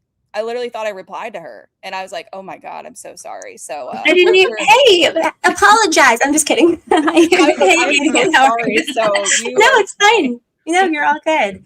But yeah, Wow, no, sorry. Mitch, I'm gonna ask questions if they come up. I had some like in the beginning, but then I'm on mom brain at this point, so I'm just gonna listen in and see where everyone goes. Yeah, But jump thank you in guys for wherever. having me. So I just wanted to mention, Allie is literally ripping through a whole crap load of past events. She's already went through about 6 or 7 right now, and she is seeing a lot of cells. That first one that she showed you is the only one where just me Might using be. my naked eye can go, I'm not quite sure about that. All the rest, it's like, yep, that's a phone, that's a phone, that's a phone. Just do that meme. I'm not quite sure about that. Yeah, not quite sure about Well, that. it does look like. Well, it does not look like the camera now that he's saying that. Oh, absolutely. Yeah. So that was part of the upgrade for the 2025 package by the looks of it. And honestly, you know, why not? Like, you can't keep doing it off a cell phone forever. Get a proper camera there, some Oh, here we proper go. glass. What's that? You know, What's that? that I can't tell. That's Again, interesting. Why is everything so blurry? Okay. Well, Anyway. so can I ask, so Mitch, are there other like pieces of tech that maybe stood out to you as something that was brand new? Because I mean, you left like what, only a couple weeks before. Yeah, all I of this- mean, I had only been on a couple of the actual like prove me wrongs that year. I think the last ones I did were in roughly like April, May, and then like I said, the last event being that Faith Forward Pastors event in August. The one thing that stood out to me the most was how high that platform is. Yeah. That Charlie is positioned on, because like we had used platforms previously. I've mentioned this as well, but it was never as high of a platform as we see him on, especially in that back photo that was taken, right? I think by Mikey. His knees almost seem level, if not above, like the table, and that felt odd to me. It might just be like an optical illusion, photo compression, I don't know, but it looks much higher of a platform than ones we had used in the past, which again just begs the question why. And again, you got to think about it, like we would use platforms typically if like it was descended, but also just to kind of get him an inch or two of lift so he could be eye level with the speaker. And I don't know where they had the mic positioned exactly, if it was on the platform above or not, but like it felt rather unnecessary to have him as elevated as he was. But I don't know, the whole thing just feels weird. Was Dan Flood ever elevated like that? No, and that's what was really interesting to me too. I've never seen him stand on like, you know, stuff like it was never necessary, at least to my knowledge. Maybe once, but I don't recall it ever being a thing. And I saw that photo and I was like, wait a minute, Dan's not used to stand. Yeah, like that was never a thing. He never had his own platform. Like that's weird. I just brightened it up a bit because it was and dark. actually the girl that I'm doing the EMP theory with said they could have put secret tech in there too. She was telling me about her theory, and I thought that was an interesting thing. Well, and okay, so this is where my head keeps getting confused because so that camera looks like a Blackmagic to me. Which one? The one on the left? The one that we see on the left, and it has the zoom controls that we would use on the Blackmagic on. Unless I'm mistaken, I can't zoom on this screen anymore, but like this is where I've just been like getting I can send you the thrown picture. off. Yeah, please do, because that's definitely the zoom control there on the right hand. Well, and we would never run those zoom controls on those cameras. That was like a rally only thing, and we would only have zoom controls for the Blackmagics. So And like when- so and when and so the I shot and so rang out- when I went on a show initially, I was like, wait, those look like Blackmagics, and then I saw some other photos, and I'm like, no, I was incorrect in saying that they're actually FX3s. But then I see this photo and I'm like, that looks like the Blackmagic kit we would run for rallies, because I used to run the ACAM, right? And so this is just weird. This is where I've been confused about what was actually being run that day. Mm-hmm. Is the Blackmagic more for a bigger crowd? Sorry, Blackmagic it's a Blackmagic Studio 4K, so it's a much larger camera than a Sony FX3. It runs, I don't know, nicer glass. Typically, you'd want like a cinema lens on it, a broadcast lens. Typically, I don't know if you can explain it any more than I can, but. No, that's pretty much it. Like these cameras are in between what you would consider high-end broadcast and prosumer. They're a nice middle of the line cameras. They're not overly expensive, but they're still heavily reliable.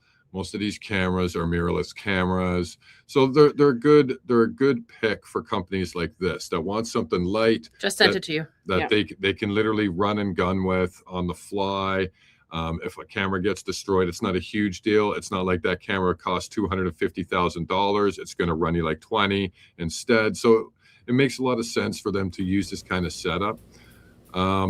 So I mean, like looking at that, unless that's like I guess that has to be an external monitor that's strapped to it, and then they're running zoom controls. So that in and of itself is strange, right? Because we would never run zoom controls on those cameras. We would like it would always be handheld zoom and you know, adjusting focus So that you way. worked off the barrel the whole time, right? Yeah, You and worked like it I all said, off the it barrel. was, and it's interesting because the reason he must be using the zoom controls is because he's using that bigger glass that we saw the photo of. That has to be Yes. the reasoning, because you can't manually control that like you can the 2470 that I'm using right now on my FX3, right? I'm using one right Yeah. now, and so that has to be the reasoning then. But that in and of itself is an oddity or a new thing for the setup, because that was never the case before. We would just run FX3s with ND filters, and we'd have to adjust the NDs, and that would pretty As much the be day the moved amount. along. Yeah, as the sun moved, Yep. we'd have to adjust, right? Or as someone came up to speak, if they're wearing a hat, we'd have to brighten it up, right? It just depended. Yep. But never something as in-depth as this, which is why, again,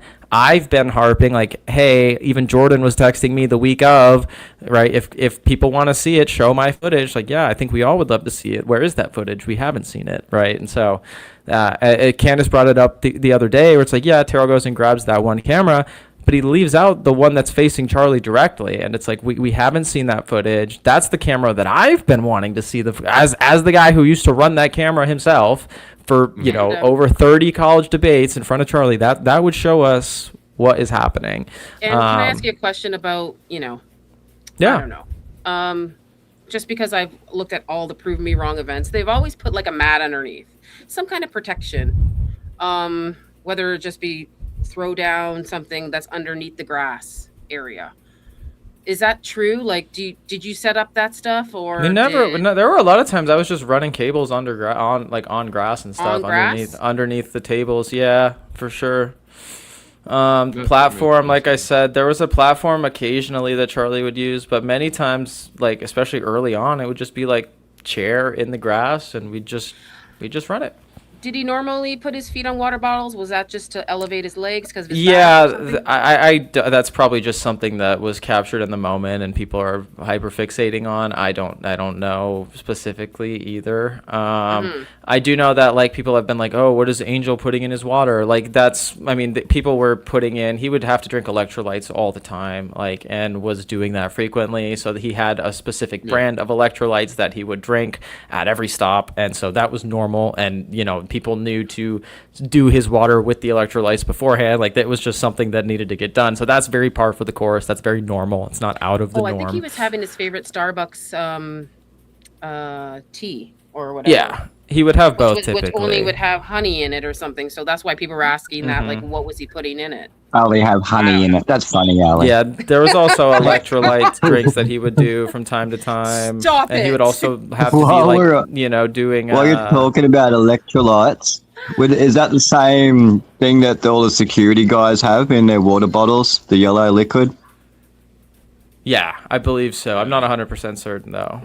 It kind of looks like it, but because we had wondered about that, because we followed a sequence of photos and videos, and we thought we stumbled across an edited photo when they were carrying Charlie out, because one of the security guys has a half-empty bottle, half-empty bottle, half-empty bottle, and then Oh, there's wow. one photo where it's full, Yeah. and then after that it's half empty, half empty, half empty again. Oh, wow. It's an uninterrupted series of events. Yeah. A lot of people like to say that the bottle is just sloshing, but we got a Yeah. picture of the security guard diving down on top of Charlie the moment he's hit, and it's not As- sloshing. Yeah.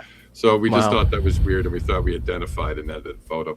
But a lot of people were bringing up that yellow liquid. Like one lady on X is running around saying that's liquid that is being used to keep Charlie frozen, like Walt Disney in a hidden bunker somewhere, and spiraled on that whole thing. So they thought It's because of become the a yellow thing, yeah. liquid, he's in Can I just cryogenic point out that storage somewhere. that little bit is actually like rubbish. They're not going to have cryogenic juice in their water bottles that they're drinking out Yeah, of. Like, Does not make sense. What is that fan for? Can I know? It's been driving me crazy. It must be like it might be nothing.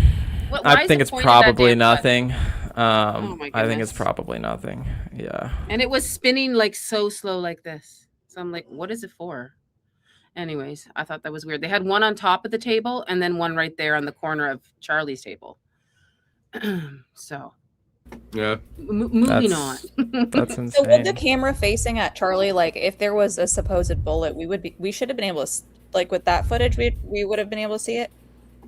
Do you think? Oh, Potentially, you I mean don't this know. camera over here? This one? Mitch, do you know what frame rate you usually ran cameras at when you were shooting? I think it was just normal 2398. Yeah. I don't necessarily. Yeah, I think it was just 23.9. Okay. So That's kind of normal, man. I don't. It's a hypersonic. Like allegedly, it's a hypersonic shot. I don't know if you'd. I don't know if. You'd, I don't know if you'd get it or not. I I don't mean, know if you'd hopefully, see if it. it was at 120, you would, but I don't know what they were running at. Well, or, yeah, like if they're only at 24, right? Like I'm thinking, like, especially since the framing would be tight on the speaker, right? mhm. I don't know if we would have seen it in that or not. Probably not. And I To was be honest, only Like, I'm asking that in case they had that footage and they're going to show in trial. No, that's So a I was like, fantastic question. That's it a is. brilliant question. Don't feel bad about asking that, ADN. That's a great question.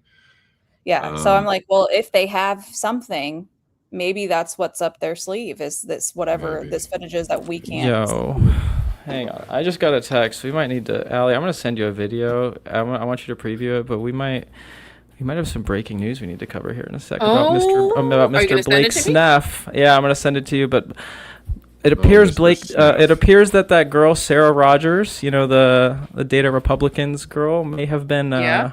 placed at the State Department by Mr. Blake Neff himself. Stu Peters put it out. So I'm going to text you the video, and we might have to talk about that here in a sec, because this is just insane.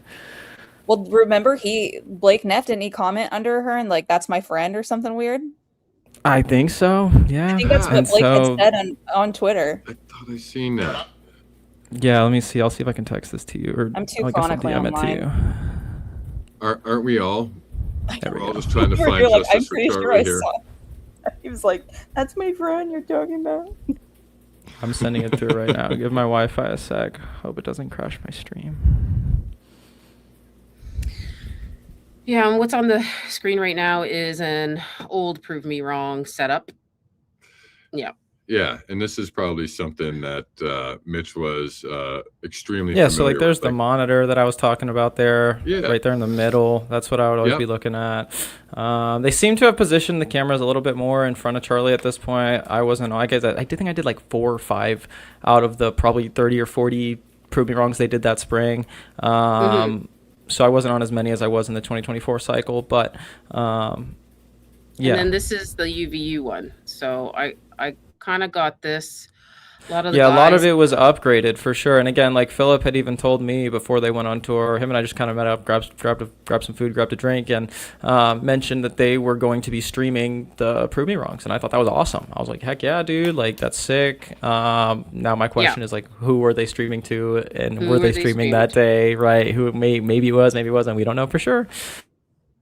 Wait, Yeah. okay. I don't know if you guys already asked this question before, and I'm sorry because I'm so late. Did you see them have drones on campus before? Yeah, I mean, Okay. even like TPUSA Production pull up sometimes and fly their own drones just for archival purposes and documentary purposes. That's normal. Okay, Yep. that's what I thought because PBD like promoted a video literally from that day. I think on the same day they're saying they didn't have any drones, and I was like, Yeah. I thought it was pretty typical for them. So I just wanted to triple check. Yeah. Actually, So can I remember. just jump in on that? Frank Yep. Turek mentions that he's watching drone footage on the way to UVU. So if you don't want to say it, don't say it. But who would you suggest is flying that particular drone? Probably At that Marcus time. Wada, the director of productions. Interesting. Okay. Was he? Was he there? Marcus Wada. Was I he don't know. there? I mean, was he there or not? I don't know. But he was the one who would typically pull up and film with drones at the tablings that I was at. I would always see him, and we would dap each other up because he was my director when I was at Turning Point Productions. So Quick Do you question, have a Mitch. pic? Do you have a pic of I- him that you could send me in DM? happily, yeah, for sure. And it's funny actually. He just Legend. texted me the other day to apologize, and I'm like, "Thanks, man, but you know, we're a little late for that." So felt like he was Just trying to get ahead wondered. of something. I don't know, but anyways, Yeah, I'll yeah. text you a photo for sure. Do you know if any of the other camera guys or camera ladies had drone qualifications? Like, I'm not even saying they had to be licensed, but could they physically I don't know. do I it? mean, I could fly a drone, but I was never given a drone controller when I was with VI, right? I was probably something, Yeah. and I don't think VI was very much in the drone field. It was probably a Turning Point USA Productions drone, if anything, which is why I'm saying it might have been Marcus, because he was typically the drone guy that would come to tablings when I was present. But yeah, I don't know for certain. I don't want to put him there when he wasn't there. I don't know. But there were just a lot of Turning Point USA people that were present there that I'm like, wait, why is this like a Turning Point reunion? Why is everyone at UVU today? Yeah. Who are you talking about? Can you tell us a little more? I mean, I just like generally speaking, I felt like there was just an overwhelming amount of people present. Maybe it's just, me over noticing the day itself, but 3,000? Outside of like a handful of events girls and myself, Philip, Rob, and then eventually the security guys, Mikey and Charlie, it was a pretty contained crew. Blake Neff definitely didn't show his face at these too often, if ever, to my knowledge, which is just interesting. Yeah, I don't recall him ever being at a campus tabling or debate. Even just like Andrew Cypher, all these kind of like field dudes, like, yeah, they would come to events for sure, but it's just like, I don't know, man. It just feels weird that everyone's there. Yeah. Okay, so Blake, that seems important. So I didn't realize that Blake didn't usually go to those. I thought I've that said this multiple times publicly where I'm like, hey, dude, why were you present at UVU? I've asked him. I'm like, hey, why were you here? You did not. Because again, like, you got to think about it. Blake was the guy who, when Charlie went on that 16-minute rant against the war in Iran, and then he went and got on a plane to go to D.C. to talk to Trump, Blake was the one who stayed back in the studio and kind of manned the studio, so to speak. So it's like, why was no one in charge of the studio that day, right? We still don't know where Andrew Colvette was that morning. His whereabouts are questionable. His first text was a telegram to TPUSA. Yeah, Blake Neff is in Utah, so the Charlie Kirk studio is just empty. That, like, it's kind of like DC, right? You don't want to ever leave like the White House empty, right? It's like, why would you leave the studio empty? People can't confirm one way or another where they were that day. That's not normal for Turning Point USA and the Charlie Kirk show. That's an oddity. Yeah, that's really interesting. I remember hearing early on too, and I forgot the source of what this was. It could be Frank, but I could be wrong. It was alleged that the tech team had put up a drone just to get exactly what you said, to get some aerial shots, some cutaways, stuff like that. Interesting. The tech team being Visual Impulse, or the tech team being Turning Point USA Productions tech? Because again, that's where it's like specifics matter, and Turning Point unfortunately uses each other and staff members from like there's a lot of just dipping into volunteer work, contracting that blurs lines and such. So it's kind of hard for me to absolutely. I completely understand that, and then we'll just take it broadly. And that if that's the case, and just say for sure TPUSA employees that were there on the day that were working with technical equipment of any kind. The rumor was that one of those individuals had put the drone up to check crowd, get some shots, and put it down. Like I said, I do not remember the exact source on that, but that was something that was said within the first couple months after this happened. Yeah. And I just want to so you I know you've already kind of answered this, Mitch, because you said another gentleman, I believe you said the production manager usually kind of did that, and nobody else really kind of did. So that makes me wonder, because we've been told a couple different times that drones were there, then they're not there, then they're there, then they're not there. And I remember that specifically, that being the excuse. Oh, well, the tech team wanted just to check out the size of the crowd and make sure everything was okay before Charlie actually got there. So I'm wondering, I know you just said that you sent Muppet over that information. I think we may have to see if we can identify another person in the crowd at this point. You know what's funny? I have a text with Marcus Wada from September 11th, 2024. So almost a year before the event. And I texted him, was that you droning up there? And he responded, no, it's still up there. So there's your proof that like Marcus Wada was the one who used to drone at these tablings. It's like September 11th, we were in Texas for a tabling. He pulled up with productions, a couple camera ops. They got some B-roll. He threw a drone up. I look up and I'm like, hey, is that? Because again, I'm on edge. I'm like, hey, is that you droning? Like, I want to make sure that it's not some foreign, whatever, right? So yeah, I texted him to make sure, hey, is this you droning? Yes, it was in fact him droning. So that's why when you asked me who do I think was droning, I think it was Marcus Wada, because a year prior he was the one droning at a tabling. Right. So that makes sense. Okay. Thanks, Mitch. Thank you. For people that don't know at home, so who is the person who would be watching that footage? Would they be watching it on a device? It would be the user. Yeah, it would be like whoever's flying it, right? It's probably not being sent anywhere. It's probably just being recorded directly to an SD card. So the way drones work is you have a handheld capture device that is connected remotely to the aerial device, and that's in the air. And you are in control of flying and also framing and recording, capturing the image. So typically that's one person who's viewing it, unless it's an FPV drone or a third party where you have to have a second kind of person viewing with you. But in this case, it's typically just a standard DJI, 4K drone that one person is manning and viewing the image of. Now that footage is then taken and cut up, colored, distributed, however. But that's kind of the general how a drone works. Okay, and then it usually went on to an SD card, and then it gets used later. So this whole thing where they were live streaming the event, that wouldn't have anything to do with the drones. If they were live streaming, it would require a lot of internal setup to get a drone live streamed footage, and you'd also have to like plan for that. I mean, it's possible for sure, but I don't want to say that it was happening because the amount of coordination that would require is pretty insane. Yeah, and I would actually. So if Frank was watching drone footage, it'd just be on like the app or something for the drone. Yep. Yeah, I don't know. That's what's weird. 100%.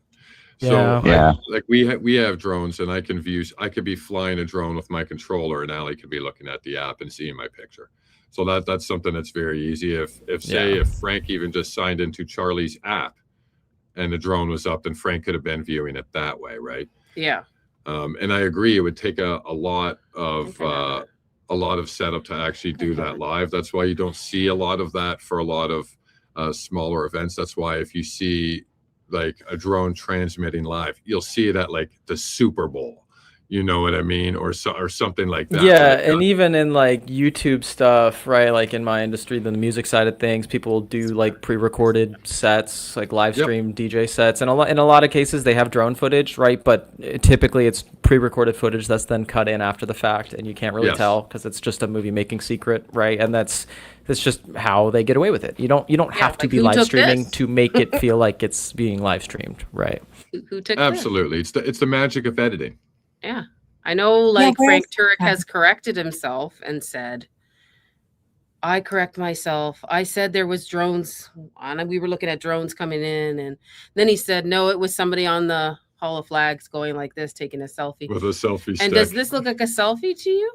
It's definitely not a selfie.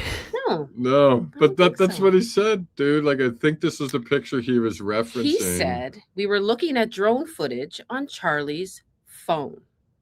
Yeah, so we don't have his phone anymore. No, but that would make sense through an app. He could have done it. So like, I'll cut him some slack there. Yeah. What I won't cut him slack on is him flip-flopping back and forth and then trying to cover up his statements. I think he's got to be held accountable for that. Yeah. Would it be normal for them to put that SD card in right away, right after all that? The way Terrell did that? Bro, nothing about that. I just get that. No, I was also told that they like physically told person to person, like word to mouth was like, yeah, no, like I Terrell gave the SD cards to the FBI, and it's just like, did that actually happen? And it's did he though? And it's funny, like someone else told me, they're like, like once it happened, I came back to the tent and like started looking for the bullet hole like along the paper, and it's like now we look at the footage and I'm like, no you didn't. Like, no you didn't. So this is where Candace like went off the other day. It was like, people lied to me, and it's like I'm in the same boat now. It's like, why'd you lie to me? Like yes, you didn't think I was gonna see that footage eventually and see that you just didn't do that? like what are we doing here, guys? What are we getting on a laptop? And I'll bring up that video. What are we doing on a laptop? Looking at, well, it's the getting on the phone, then getting on the laptop. It's the all three of them coupled together. Like I wouldn't necessarily have like been too suspicious as like, let's get this on a laptop, let's blow this up, let's see what we can see, like let's get this to the feds as quick as we can. Like that feels kind of natural. It's the like suspicious movements coupled with the like, I don't want to be seen taking this down, coupled with the who am I calling, right? And there's just when you put all of that together, okay, now it's suspicious. If it was just one thing alone, like I'm gonna pull this out, we're gonna see what we can see so I can give them a description as fast as I can, right? Like that's normal, that's natural, that feels within the bounds of, I don't know, rational reactions to this. But all the suspicious actions put together is what doesn't make sense to a lot of us, including Candace. Yeah, like this stuff. This is the stuff we're looking at here. Look at this, Philip. Should I do it? Like, what do you think he's saying here? I have no, I don't even know. You know, like, look at this. Okay, no so idea. I mean, it's just them all. They're all cool as a cucumber. You know, their boss just got. That's what I'm. Yeah, looking at right now. that's what I don't. Yeah, it's very hard for me and it's hard for me to even like put myself there, because even though I was present for that and there was a lot of times where it got very like on edge, it's like you don't know how you're gonna react until you're in that situation. Did you know this guy? The guy in the checkered, Christopher? In the plaid. Yeah, I think I like worked around him. I don't think like we really had a super close personal relationship. Yeah, because again, it's like these guys are security, they're doing their job. I don't want to like get in their way and be a distraction. When it's you don't really talk to it's like like they have a job to do. I do too. They're not going to go out of their way to talk to me unless they need to, right? Unless something happens, unless it's like I hear something or see something, I'm going to report it. So it's like that's kind of how it was. Yeah, we would probably be in the same hotel, and if I was grabbing breakfast and saw them, would say good morning or something, but this wasn't like like it was with Philip and I, for example, where like we knew, each other's kind of personal lives and such. Yeah. Muppet, where do you think this video has been taken from? Like on top of the... It's the CCTV camera under the tunnel. But it moves, though. It looks like somebody's holding a cell phone. How can it be that? I was probably like, they're probably zoomed in, just kind of like moving around it, maybe. I don't know. It's moving. I think it's a CCTV camera, and then a cell phone is shooting the screen of the CCTV camera is what I think it is. That's just my guess. I don't know for sure, but that's what I'm guessing. I think Candace has everything. Like. I think she has everything at this point. It's definitely from the CCTV footage camera under the tunnel, right at the end of the tunnel, heading out towards the lake. Wow. Yeah, and it's aimed backwards, shooting backwards towards the tent is what I believe. And I believe that footage got sent to Candace somehow, and she recorded this part with her phone off of the monitor or TV. And or a FaceTime. I'm 99.9% sure she has more camera angles. Oh, I feel like she does too, for sure. This is nuts. Well, I'm kind of excited to see that come out, because that means if somebody has gotten their hands on some of the CCTV stuff, then we can realistically expect more to come out. I would like to see the stuff on the outside of the university. I want to see who's coming and going. I want to see if we can see some guy running off into the bushes, or can we see the SUV peel away and drive down the street, right? Yeah. And it's interesting you mentioned that, Muppet. I only was able to like catch a glimpse of those photos you put out the other day with like the 4K surveillance. But what was that you were highlighting? Because I've been very curious about what actually might exist at UVU versus what we're being fed. Yeah, there's two cameras on the BA building, which is the big building on Charlie's right at the end of the Hall of Flags rooftop walkway. Those two cameras show a lot. Like this? Interesting. Okay. Yeah.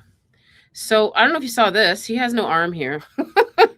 I mean, this is the Adam Life's driving video, but yeah, there's just like, remember this, ADN? Like, I don't know. We saw people coming through here, out of here, and I don't know if it was just a like a glitch, but yeah, he had no arm. And where'd his arm go? Strange. I don't know. I saw Candace showed this video so many times, and every time I watch it, she goes, he's taking down the SD card, he's taking the SD card out, and then you see Philip lift his hand and there's no arm. And then there's a person that walks through here. Can you play the whole thing? Is it possible? Do you have the full video? I do. Just a screen grab. Yeah. It's fine if not. It's fine if not. I can go find it myself. I can send it to you. That's fine. Yeah. Yeah, just send it. I want to check it out later. Yeah.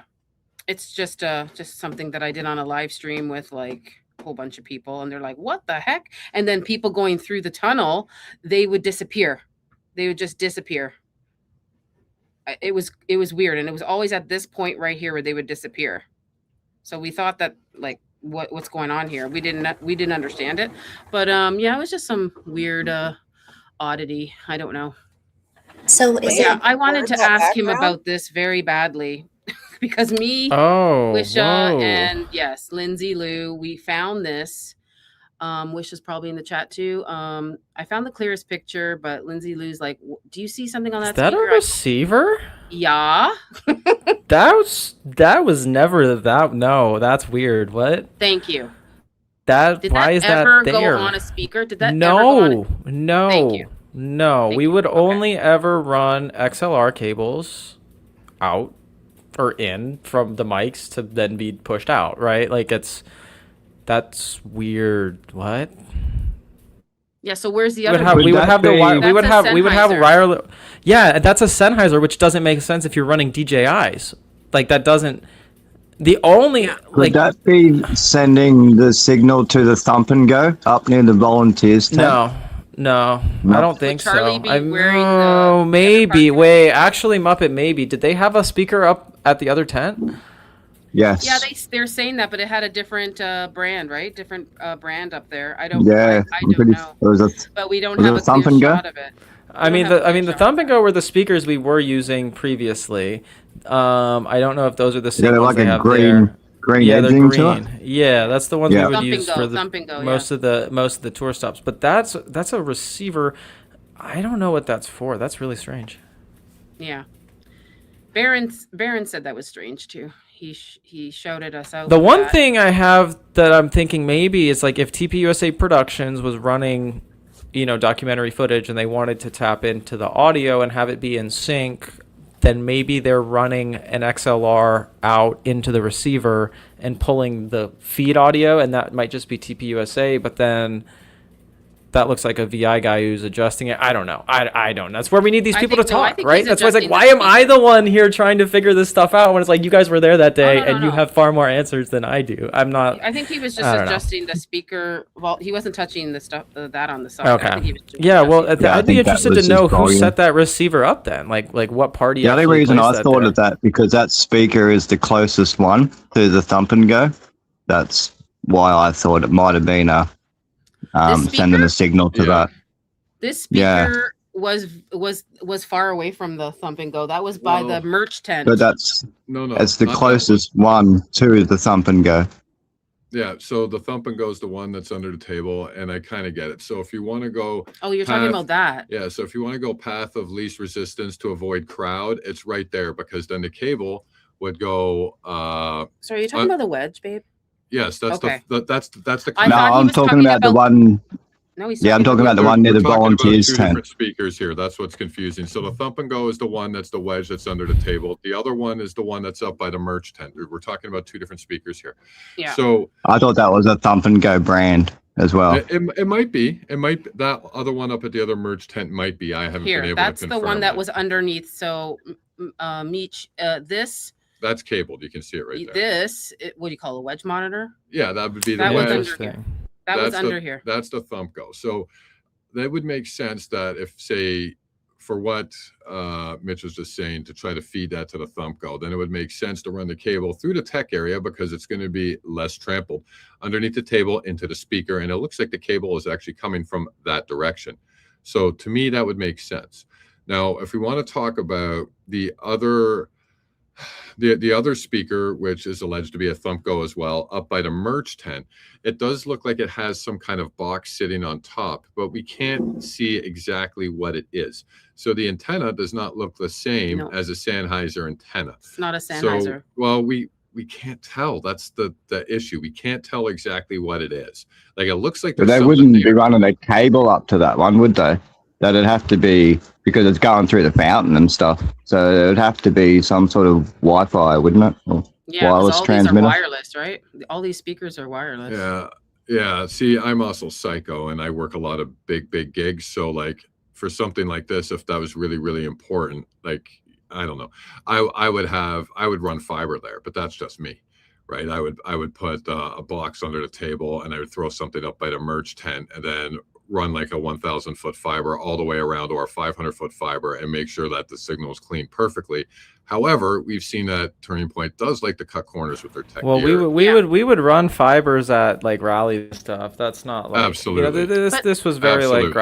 grassroots, and it was I don't know, it evolved outside of what it originated at, right? I would say. Have you been to this one before? What you mean? Like as location? Do you Yeah, mean, like I'm Heidi? asking if he was inside like last year. Were you at this UVU event ever? Oh no. No? Okay. Because they did do one last year, the year before, 2024, inside. So I was wondering if you were in that one. No, I was not. I don't think so. Not at UVU. No. Do you think it's I'd have kind of to go weird? check Like the there's date, all but this no. water around, and you know the fountain, and right beside the tech table, there's water right on the side. Do you think they should have did a little bit more? I don't know. I'd have to go like actually walk it and see, but it felt Yeah. pretty fine to me. I mean, it's the amount of stuff we would just roll up and we'd have to just make do with what we can. We don't really have a choice, you know. It's kind of just Right. wherever they got clearance to set up at. Yeah, that makes sense. Does it? Well, yeah. If you got to because live. UVU told them to have it inside. They insisted on Yeah. outside. So I I'm think just that's the looking That's at, weird like, interesting. part of that. Like the water's all here, and then the tech table. I would have put the tech table on this side, not this side. And I looked at other UVU events. They didn't never put it on that side. The outdoor, they've had other events out here. It was on this side. So I'm just wondering why it was on this Wait, side. so that's all water right there? That's really Yep, that's interesting. water, They and have, it like- runs through so they here, have- and it goes right here. There's water here. Water, So- water. Would you put your kid up on a pool singing with I'm just saying. No, that's just Like, you could have- weird. That just feels so abnormal. Like it's just very difficult for people to get up to the mic like that. Yeah. Felt You just it was wanna never be the case. safe, I don't know. right? That's weird. Yeah, very strange. Very strange.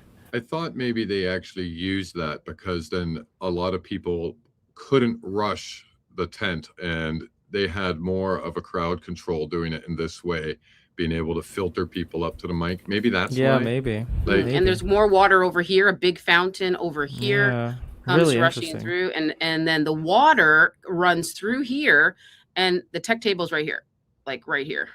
It's very Yeah, I close mean to that doesn't really like flag me as weird. What's weird is just how inaccessible the whole event is to people. It's like, Yeah, yeah. how are you trying to get people up there? Also, I feel like that's just weird. it's weird. I don't know. I don't. Also, I they've think ever that done it video just outside. got sent through to your DM. Sorry, it got held Oh, up. cool. I shut my Cool. phone off, but yeah. Cool. I'm gonna check it out now. I just wanted And I to will say probably have to thanks. drop in like 5-10-ish minutes, but happy to do okay. this again with you at some point, like in the future for sure.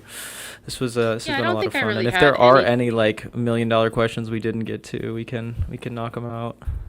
Yeah. Did you Um, want to stay for supers, or you have to go? Right. I mean, I can stay for supers. I'm cool.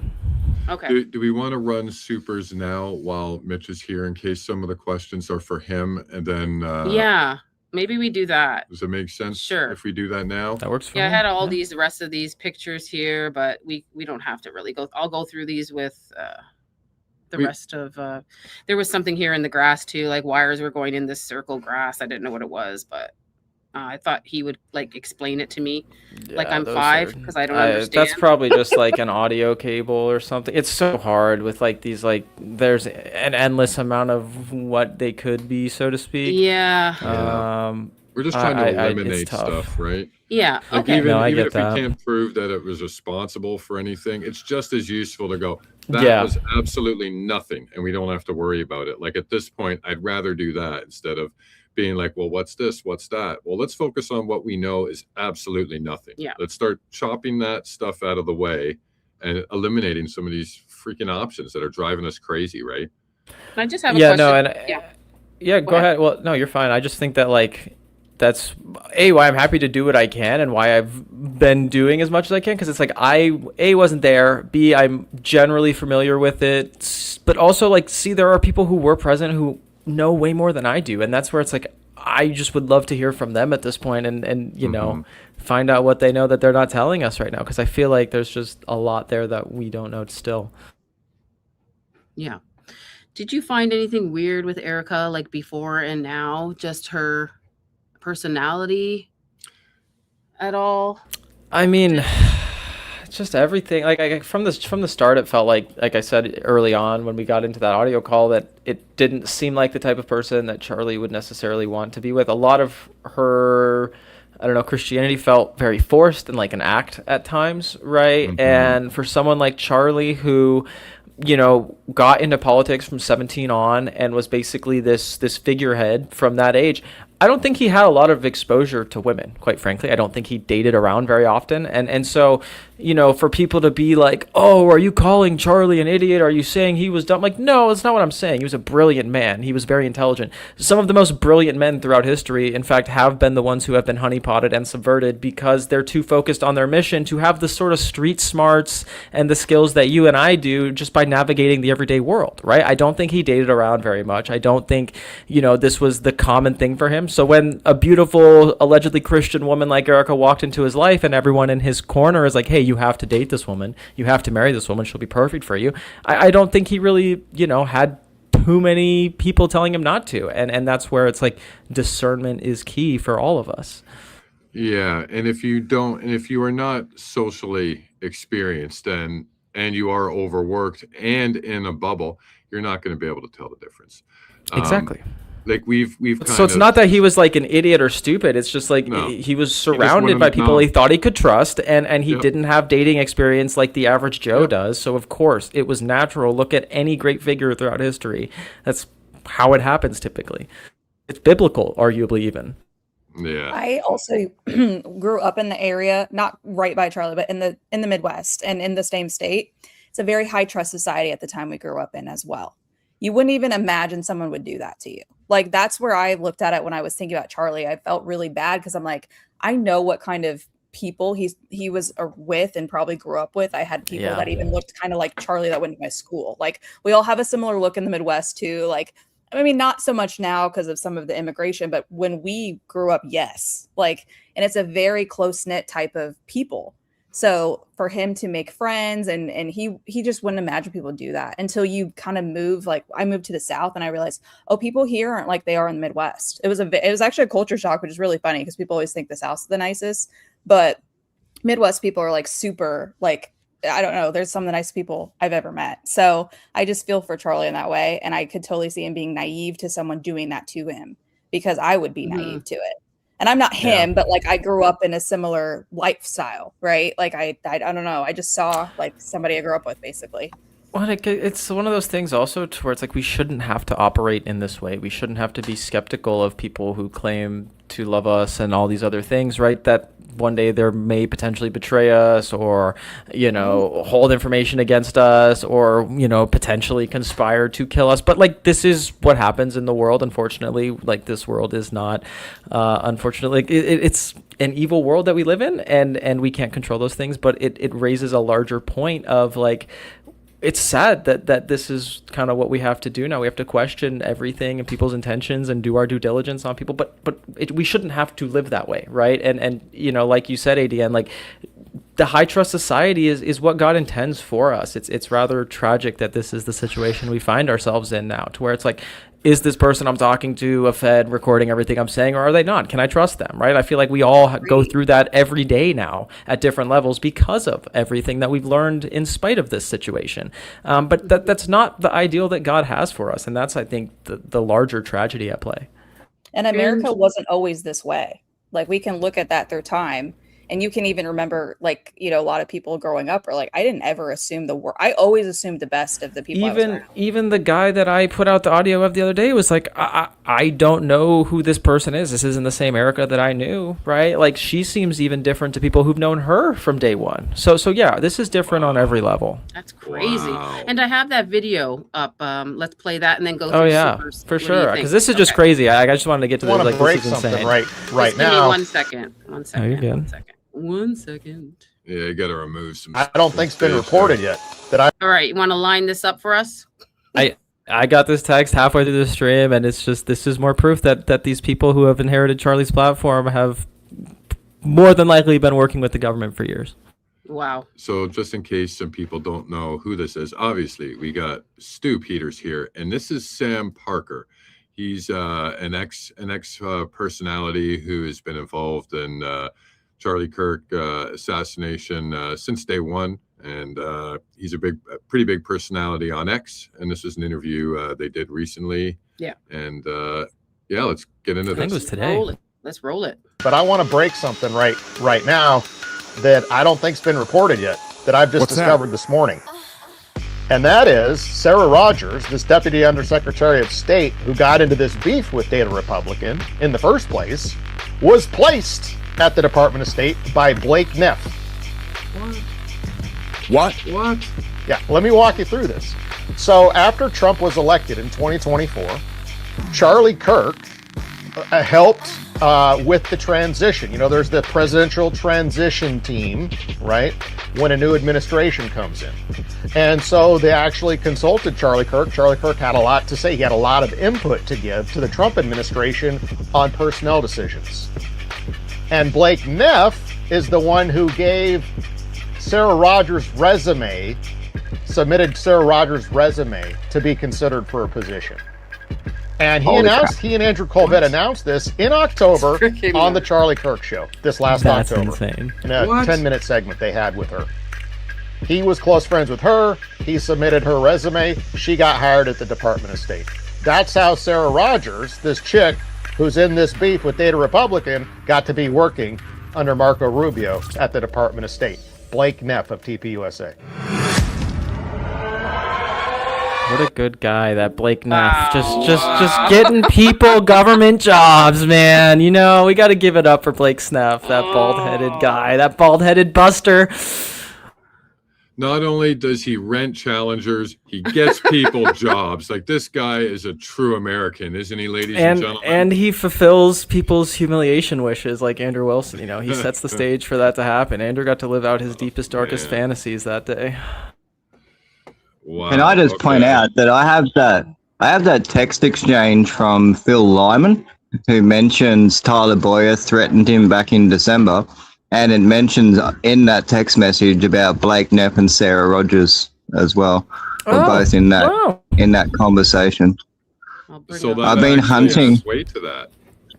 It does, man. I've been hunting That kinda helps confirm it. on Wow. the context of that actual threat. And that's just narrowed it right down for me. That's awesome.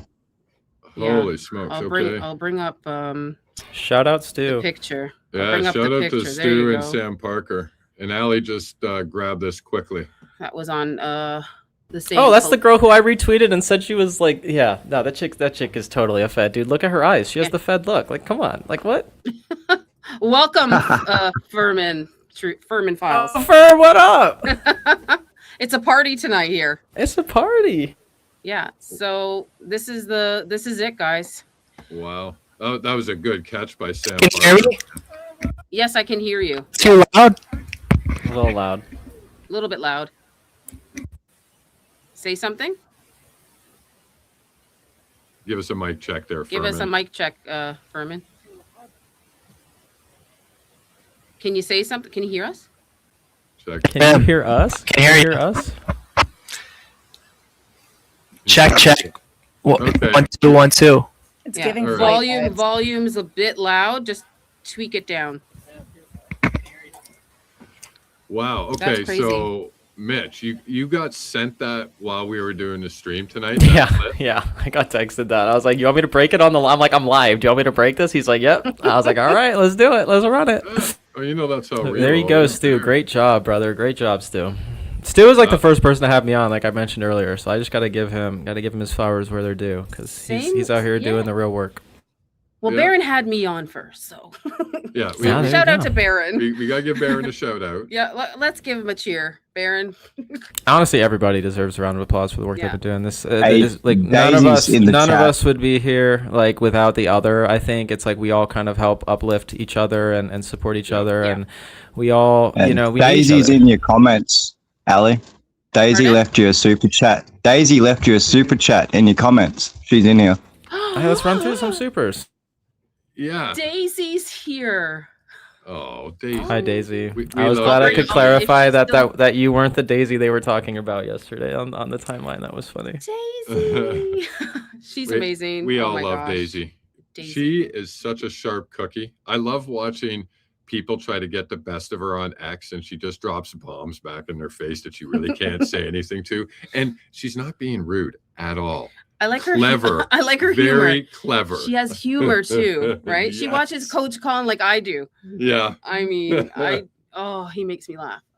So yeah, she's amazing. And I just sent you in DMs that actual text exchange that I was talking about. If you wanted to pull it up, you don't have to, but I just sent it to you for context.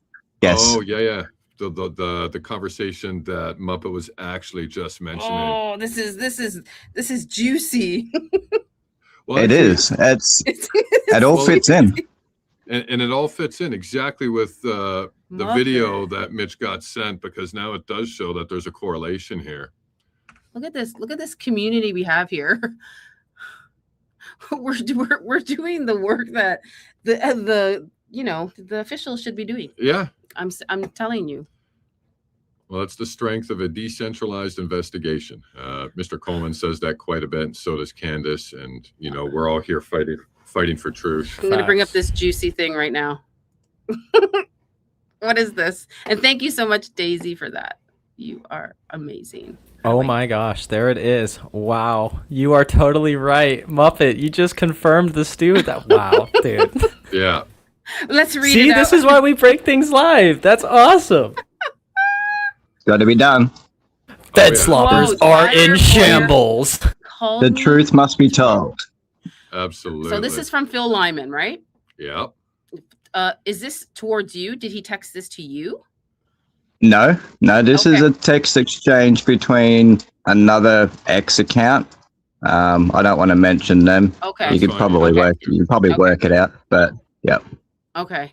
Tyler Boyer called me, threatened me in December.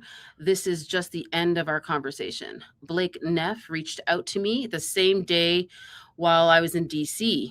I ran into Sarah Rogers with the DOJ at a party. She was a friend of Charlie's. I told her my story and that I had been on the phone that morning with Boyer. She contacted Blake, and Blake started communicating with me. Wow. Okay. So I've never got the context of what the actual threat was. Well, there you go. I've posted it multiple times to try and get them to engage with it and just provide context, and they've all just pretended it didn't exist. I asked Blake Neff about this when we had him in that space. This is the one I was talking to him about, and he denied remembering anything about it. And I said, well, it'll be on your phone, so go and check your phone. And then there was a big awkward silence, and then he came back and go, I don't have any message exchange with Phil Lyman. So, but that actually says that Blake joined in the conversation. So yes. So that's I believe Blake's lying his ass off. Yeah. This is crazy. Wow. Thanks for that, Blake gets Muppet. off on lying. Yeah. I think you already posted that, didn't you? Oh yeah, he said he's Right. tried to get traction and engagement from any of those monkeys for quite a while now, right? So wow. Thank you, Mitch, and thank you, Muppet. That was a really Yeah. interesting Thank you, Stu, connection. too, for getting that. Thank you, Thank you, Sam Stu. Parker. Yeah. Thank you so Sam much. Parker and Stu Peters. Thank you, boys. Yeah. Thank you, boys. All right, let's rip into Yes, some supers let's because rip it in. Okay. don't want to hold Mitch too late here. Let's rip through these. So should I do just the questions first? Yeah, Okay. Rip through whatever. do all the questions first. If I can have a fantasy team of Kirk investigators, he's right this here. would be it. What a great lineup tonight. Oh, well, And he joins. well thank you, Forbidden Truths. He's right here with us. Can y'all hear Thank me you, now? brother. Yeah, Yes, I now we hear can. you, Yes. Yeah, you Let's sound go. great. You sound good, man. You sound good. Thank you, sir. Appreciate Hey, you. but seriously, that was an insane lineup tonight. I think this is one of y'all's best shows by far. Oh, thank you. Thank you. I You did just a great like- job, Mitch, too. I appreciate it. Thank you for. I just I like to have everybody. I like to have parties here. Yep. As you know, you came on the first one and it derailed. And remember that party we had? Just Oh like, yeah, we it was did just 2 hours of hardcore research, and then Hardcore, it yeah. turned into like a party. 2 hours of just partying nonsense with like Mitch Snow and Stu Peters, and like it devolved into chaos, but it was great. It was great. It was fun. Okay, so next one. Is it a question? Nope. Great guest tonight. I love everybody here. Thank you, Beanzo, 1779. Thank you so much for that. Then we got this, Jules. Yep. Thank you for those jewels. Thank you. Ginger G, 6097. Thank you. We got a question. Is this a question from Charlie's Angels, who connected me to you? So you felt safer to tell Charlie you were leaving than anyone else. That would be a good leader. Wow. Yeah, I mean, I had told like my managers and stuff, but I definitely wanted to give him my honest thoughts directly, and I was very blessed to have been, given an opportunity to do that. Like I said, they had kind of created this culture where it was made to seem as though if you went directly to Charlie with anything, you would be kind of rocking the boat and creating all hell on earth. And so I, kind of listened to my superiors at the time and didn't do that. But on my last day, I was like, I gotta hopefully get something across to him. And thankfully, he was walking out as I was walking back to my office, and he gave me 2 minutes. So I'm very thankful for that. did you ever hear about, there was this video a long time ago, Charlie was looking for, I wanted to ask you this question, that Charlie was looking for new security. I don't know if you ever heard that audio. He was trying to get a hold of somebody named Mike Fry, and he was looking for a new security in December of 2024. ADN probably can remember this. No, I haven't heard that. Interesting. No, you haven't? I might send it to you later. He was in dire straits looking for new security leading into 2025. I'm just wondering how authentic that audio is and that whistleblower was, and if it was true. He felt I don't know. I'll tell you what, like the Schaefer group though, that like they used previously, I remember a lot of those guys as well, because they were the early security crew, and they seemed like some down-to-earth, good-hearted dudes. And they put out that one tweet there, and then they kind of went ghost and deleted their account. But I would love to hear kind of Greg Schaefer, hear what he has to say about this whole thing. Because he was someone that I know a lot of us early OGs trusted. I know Charlie trusted him as well. So I don't know. It'd be interesting to know kind of what went down Isn't there something about a deal too that like Greg got like stiffed shafted out of? Yeah. He did delete that tweet. I have it. I have it he too, said they somewhere. backstabbed me. Yeah. Well, they backstabbed him. We early on, Ali and I were actually on another podcaster's podcast, and we actually talked a little bit about Schaefer, and Schaefer DM'd the host. Yeah. And he actually said, you want to know what? I actually have nothing to do with Turning Point. I have nothing to do with these guys. They screwed me over. I have nothing to do with this. Please issue a correction. We have absolutely, so he sent our buddy a DM saying I believe it. Yeah. Because he doesn't want that heat for sure. Understandably so. I mean, and he was, him and his crew were guys who, again, like you could tell that they cared a lot about what their role was, which was protecting Charlie and the students that were present. And that was something I always felt safe when Schaefer's guys were around, for sure. Now, that's not to say I didn't feel safe when Dan's guys were around. I felt safe all the time there, right? It's not, it's not saying anything. But I'd just be interested to kind of hear personally, just for curiosity's sake, what went down. I think in some capacity, maybe. I don't know. Okay. And we got to give a shout out to Charlie's Angels. Come on. Hello, Charlotte. What's up, girl? Look at her. We need an air horn, emote. She's amazing. Thank you so much. She tried to get me in touch with you, but then I think you were like doing spaces and then more podcasts. And it must have been crazy for you when you first left and entered the X universe. Yeah, it's still crazy. It must have blown your mind, to be honest. Yeah. Good for you. You're very brave, and I really appreciate you. Yeah, and thanks for tolerating the crazies on X, because it's literally become like a freaking smoke show there, dude. It's ridiculous. Hey, it's fun. It's everyone who wants to attack me for whatever reason. It's like, cool. You've revealed yourself as not one of us. Thank you. I don't know. I don't know how else to put it. You need 7 layers of skin or 7 different helmets. Well, I got that. Thankfully. A lot of people are revealing their true colors these days. Yeah. It's becoming easier to spot who's on point and who's not. Yes. So we just love Mitch, man. I think he's got. I mean, obviously after tonight, he's got a lot to share. Yeah. I feel like he's the super weapon. I'm the wild card no one was expecting. I'll tell you that much. That's right. Lena HD8. Theories require Charlie's to be raised. Okay, so that is the EMP theory. ADN could actually probably speak. Okay. On that. Yeah, I think that came in whenever we were talking like 2 seconds about it. But yes, it apparently the flow of energy was perfect in that menorah shape, like for it to all radiate down to that area, and then also he would have needed to be raised. But it's a very in-depth theory that I still Oh, am not I ready think I to. get. I think I get. I've read a little bit. It's like the electricity kind of like. I think I know what you're talking about. Yeah. Yeah. Yeah. Yep. So yes, he would have had to be Electromagnetism, I believe. raised for that to work as well. Yeah. Interesting. Well, thank you, Lena, for that comment. It's interesting. Yes, I remember seeing this video that was done. I saw it in someone's replies. If you're watching and you want to send it to me and refresh my memory, great. It was like an experiment that was done on a soda can, and I think it was done at UVU, if I'm not mistaken, where Yes. like they have it and then they like send a bunch of electricity through it and it like explodes. It like internally combusts. It does. And I was like, that oddly looks like what happened to Charlie's neck, weirdly enough. But like it just like made me kind of start to like ask questions again, because that's what we were all doing here, just endlessly asking questions because we're not being given the truth. So that I'm willing to listen to it and hear it out, but it's an interesting. I haven't done enough research on it, and I lost it when I first saw it, so I would love to look at it again.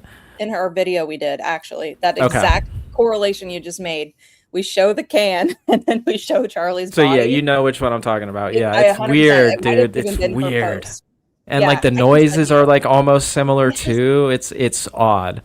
That crack sound, so it's hard to Yeah. replicate the crack sound of a rifle, but in this theory the crack would make Yep. perfect sense, and she describes it as the internal like what happens to you internally would make a crack sound. And if Yeah. you think about the way the autopsy reads about the neck, Mhm. and how it's basically gone, Mm-hmm. he talks about that's what an EMP would do. It basically sizzle that stuff gone and liquefy it, and then that's why his neck blood looked really weird, because it could have came out of that. Interesting. Wow. It's a very interesting theory. It is worth the watch. I'll send it to you, Mitch. Yeah, Also, please do, so I can Yes. like refresh my memory on it. it was a good video. We got we had people like DMing Valhalla to watch it and stuff. He messaged me sidebar because like everyone was like, "Oh my god, that was such a good video." Yeah, I seen that girl on X. What's her name on X? Right What there. she said, 72. Is that her name? Is that her? Yes. Yep. Yeah, she's awesome. She's really smart. She's worth is an that her? interview. Yes. Okay. Yeah, so So you I- guys, I can connect. She you. sent me stuff. I just never had time. I think she sent me stuff, but yeah. Can y'all hear me I okay? didn't have No? a chance We yet. can hear you. Yeah, we got you, Furman. Yes. I was talking to what she said. She sounds super educated, but I don't know. I feel like, because I guess, Allie, you've experienced a current passing through you or an electric shock. I'm not going to say electrocution, but I don't know. I feel like there couldn't have been a Marx generator or a wave generator in the vault, but I feel like that would open up. I feel like a couple things happened, and I'm still unsure. Really, Yeah. As you like artifacts, you might not know. Meech, I was electrocuted when I was young. My whole arm burnt. Almost died. My dad said if I had jewelry on, I'd be dead. So I'm very lucky to be here. I Dang. suffer from a left bundle branch block in my heart, electrical problem in my heart because of it. So yeah, I'm lucky to be here. So when I first saw the video of Charlie when he went like that, like I looked at Chris and I go, was he electrocuted or something? Like it was just that motion, and then seeing his hands were burnt. I feel like it's we're trying to pinpoint one thing when it more than likely was probably like three things all at once Yes. taking place, right? And then that's Yes, like exactly. I don't want to rule out the fact that this was timed perfectly, right? We do see the hand symbols, which again, hand symbols and like the kind of hand movements they were doing was normal. Like that's par for the course. They're security guards. I don't know what the heck they're doing anyways. But to think that they couldn't also potentially be timing things up, marking time. We know Blake Neff was in the USMC, like kind of staging events and marking time is what he said, right? So it's like, this is just very strange. And so to think that he couldn't have been electrocuted simultaneously, have a small explosive device detonate, and then there be a cover shot all at the same time, in a moment of chaos, I think, in 2026, we'd be naive to think otherwise. And then you couple in the potential of there being drones in the air, right? There's endless opportunities here. And that's what really bugs me when these Fed sloppers turn to us. They're like, oh no, the evidence is just this 30-06, take it or you're an enemy of the state. It's like, no, dude, like, yeah, maybe if this was 1980 or 1970, right, and we didn't have all these different videos and photos and different anomalies that don't make sense here. Technologies. Right, and to think that, like, because we're almost 365 days out of this event, that somehow we are wrong for still asking questions. Look how many people pursued the JFK assassination for decades, right, before they ever got any sort of a half answer on that this year, right, from the JFK files. And we still don't know the full extent of the truth there. So, yeah, to insult us as being, like, stupid for still digging here, like, no, actually, I think you guys are the ones who are rather foolish for trusting the state, because this would be, unless I'm mistaken, the first time in history the government would be telling the full truth on anything ever, right? So it's just, how are we idiots here? Again, I'll never know. But if Candace and Baron and all of us are retards, then, feel free to be a retard along with us, guys, because just lean into the labels. Nothing sticks. Stop. They're gonna give me a question. Stop. Why would you even say Because we don't need this. I was on a date like an hour ago. Anymore.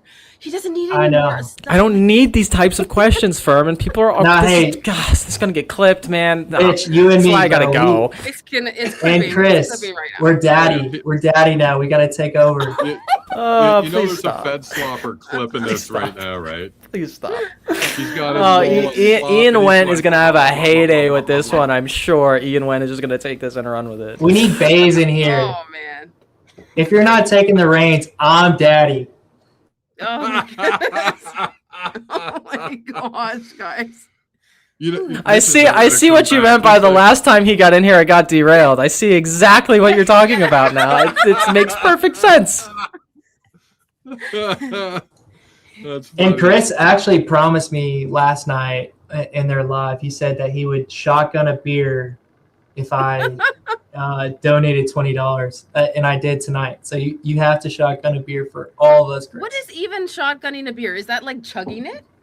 Kinda, like, because we're here. Mitch, explain. So you crack a hole in the bottom, and then you carve a hole, and then you open the top, and you chug it through the bottom, and you get it. You try and get it in like under 10 seconds. This is not. No, we are not Andrew. We are not Andrew Wilson. We do not need to be encouraging people to go drink and shotgun beers. No, we're not doing that here. Okay. I just want to say, Furman, I promise. He'll send you a video. Members only. Okay. Yeah, you gotta put that behind a paywall. Come on, pull the Andrew Wilson method for that. Next members only. All right, we don't even have beer here. I promise. All right, Dad. All right, I promise. You can hold me to it, Furman. You can hold me to it, brother. I swear to God, I'll do it. But we'll do that on a members only. Yeah, we would have to buy a can of beer because we don't have that yet. I'll even do a tall boy for you. Okay. What's a tall boy? A tall boy. You'll shotgun a tall boy. Okay, yeah. I'm holding it to you. Whoa. Yeah. Can you do it? You have to do it too. I'll do it with you. Why not? Okay, Daddy. So remember, oh my beer. I'm about ready to drop. Like, we gotta stop that. Like, I don't even know how I said that. Sorry. Mitch can't be seen. Jeez, I cannot. No, I got. Do it. Okay, forget that. Next. I'm Daddy and Adian's mommy. Oh Lord. What did this turn into? Okay. I don't know. Furman, you are wearing pants, right? Did you put on pants to join us? I'm not standing up, but I mean, you can take my word for it. Oh my goodness. Oh, all right. All right. Here. Let's get some control. Next. Is this a question?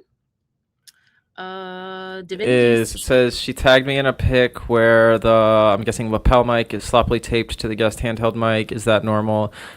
We would usually use a magnet, and so it would just kind of be magnetically clipped kind of underneath. So there would be the wireless mic attached to the stationary physical mic that would be used to amplify. That's totally normal.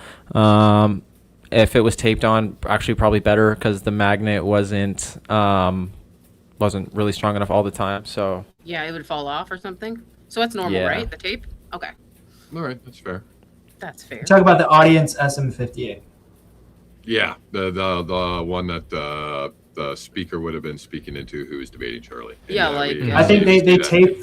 taped the magnet, I think, to the mic. then yeah, they probably did that so it didn't get like yanked off or something like that. If I had to guess, because that was people something where touch like the if, mics, if like, when they students come up come up there, and like would grab they it, yeah, touch it. sometimes they would fall off and we would have to go get it. It was like a whole thing. So I would imagine just for less of that, they would. That's why have, you have see some of those students go, "Don't taped it. touch the mic." Like they're all trying to grab it, even Yeah. with the tape there. They're like, "Can you not touch it?" And he's like, "Oh, okay, sorry." That makes sense. Yeah. That makes total sense to me. Yeah.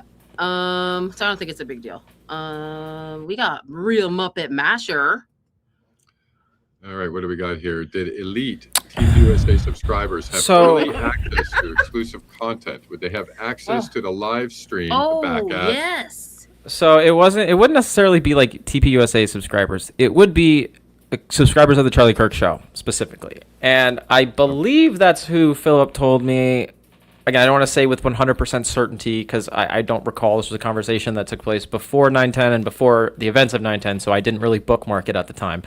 But I believe they were going to send the broadcasts of the debates and the tablings to subscribers of the Charlie Kirk Show, because that was something that we would do if, for example, we would have a tabling in the morning from 12 to 3, and then later in the evening sometimes we would have a speaking event where Charlie and another guest would kind of have like a coffee hour or just kind of speak for an hour, then answer some questions. Those typically were streamed back to subscribers of the Charlie Kirk Show. It was like an exclusive kind of, I don't know, subscription benefit that they would offer. So it's not necessarily TPUSA subscribers, it's specifically the Charlie Kirk Show. Their subscribers were the ones who typically would receive those broadcasts. And that makes sense to me. Okay, I get that, because it would have been the Charlie Kirk Show shooting it, so they would Right. Like, yeah, It's okay, not I'm TPUSA having- Productions. It's not right, Yes. and that's where that kind of distinction matters and is actually being Yes. utilized properly. Yeah, sorry, that's my bad. I worded that wrong. No, you're Yep, you're good, thanks. and that's you don't have to like. That's why it's helpful. I'm here is to help kind of differentiate, because the general public I don't expect to know the difference between the two. Okay. Oh, good question, Muppet. Thanks, Muppet. Thank you, Muppet. Thank you, Mitch, for answering that. Crisis King. Renita, Go thank Beach. you. That's one of my Here. mods. Thank you so much. Okay, next one. Is this another one? It's another one from Divinity. Sorry, Divinity. Yeah, we just answered. Could have just been patient. I'm sorry. Oh no. Did we just answer it? Yeah, we did. Just Yeah. I'm so sorry. Yeah, we did. Yeah, just we answer just that. answered Yep, that. But okay. thank you so much. Thank you, Divinity speaking. We appreciate you. Oh, she said, I think, is that the same one? This is this one, right? Yeah, that's that one. What the heck is that? I don't know. Before Charlie, Yitzhak Robin. I have no idea Who's what that? means. Does anybody So know? that is the former prime minister of the greatest ally, and he is. Wait, was this someone who was 1995? rugged. I believe so. And Itamar Ben-Gvir would have been one of the individuals. He's just the heard about current this. defense secretary. Yeah. So not he himself, but somebody in his group did assassinate that person. And guess who rose to prominence after and is now Sekdeth. So he's like Pete Hegseth over there now. And he's the bad guy you see with the noose lapel pin. Wow. He's Wow. he's a bad guy, but this is a good commentary, Zamet. Thanks for saying it. And yeah, political assassinations. It's pretty par for the course for I certain knew you parts would of the world. know. Come on. Also, our bestie ally BB actually Yes. called for this guy to get taken off the Sounds board. about right. They Dang. had like Yeah. a noose at one of the political rallies right before it, and this guy's security was like, "You need to tone the temperature down," and he refused to. And then someone came and popped him off at a Oh, peace okay. thing that they were trying Kind to of make a deal like with how Ben Domenech of the Daily Wire in 2023 said that the right will have an anti-Semite problem if Charlie Kirk is not removed from Turning Point USA as they head into coming elections? Because he And then says John that. Cameron Sorry, quote who tweets said that? his public Ben execution. Domenech said that if Charlie Kirk is not removed from Turning Point USA, the right will have an anti-Semite problem in upcoming elections. And Charlie laughed it off and says, ha ha ha, someone should tell Ben Domenech that's not going to happen. And then we see a few years later, I've literally made the video a few years later after we have Ben Shapiro in there giving $1 million in Charlie's honor to Turning Point USA. It's just like dude. That was so gross. And then Ben Domenech is posting a meme that says, like, pay now, kill later, or something like kill now, pay later, or something like that. I'm just like, dude, are you hinting at something here, big dog? Like, what are we doing, Ben Domenech? Yeah, That's no disgusting. It is. They, again, to think that they're not telling us outright is just naive, but I digress. Right in our face. Yeah, right in our face. Exactly. Thank you for that, Anna. Great And insight there. she And sent great it- question. I think she sent it to twice, or she sent it to one to somebody else. Probably. I can't tell who's whose. Oh, it looks like one to each. Is it the same question? I don't know. Yeah, it is. It is the same It thing. is the same question. We'll bring it up and show So, it again.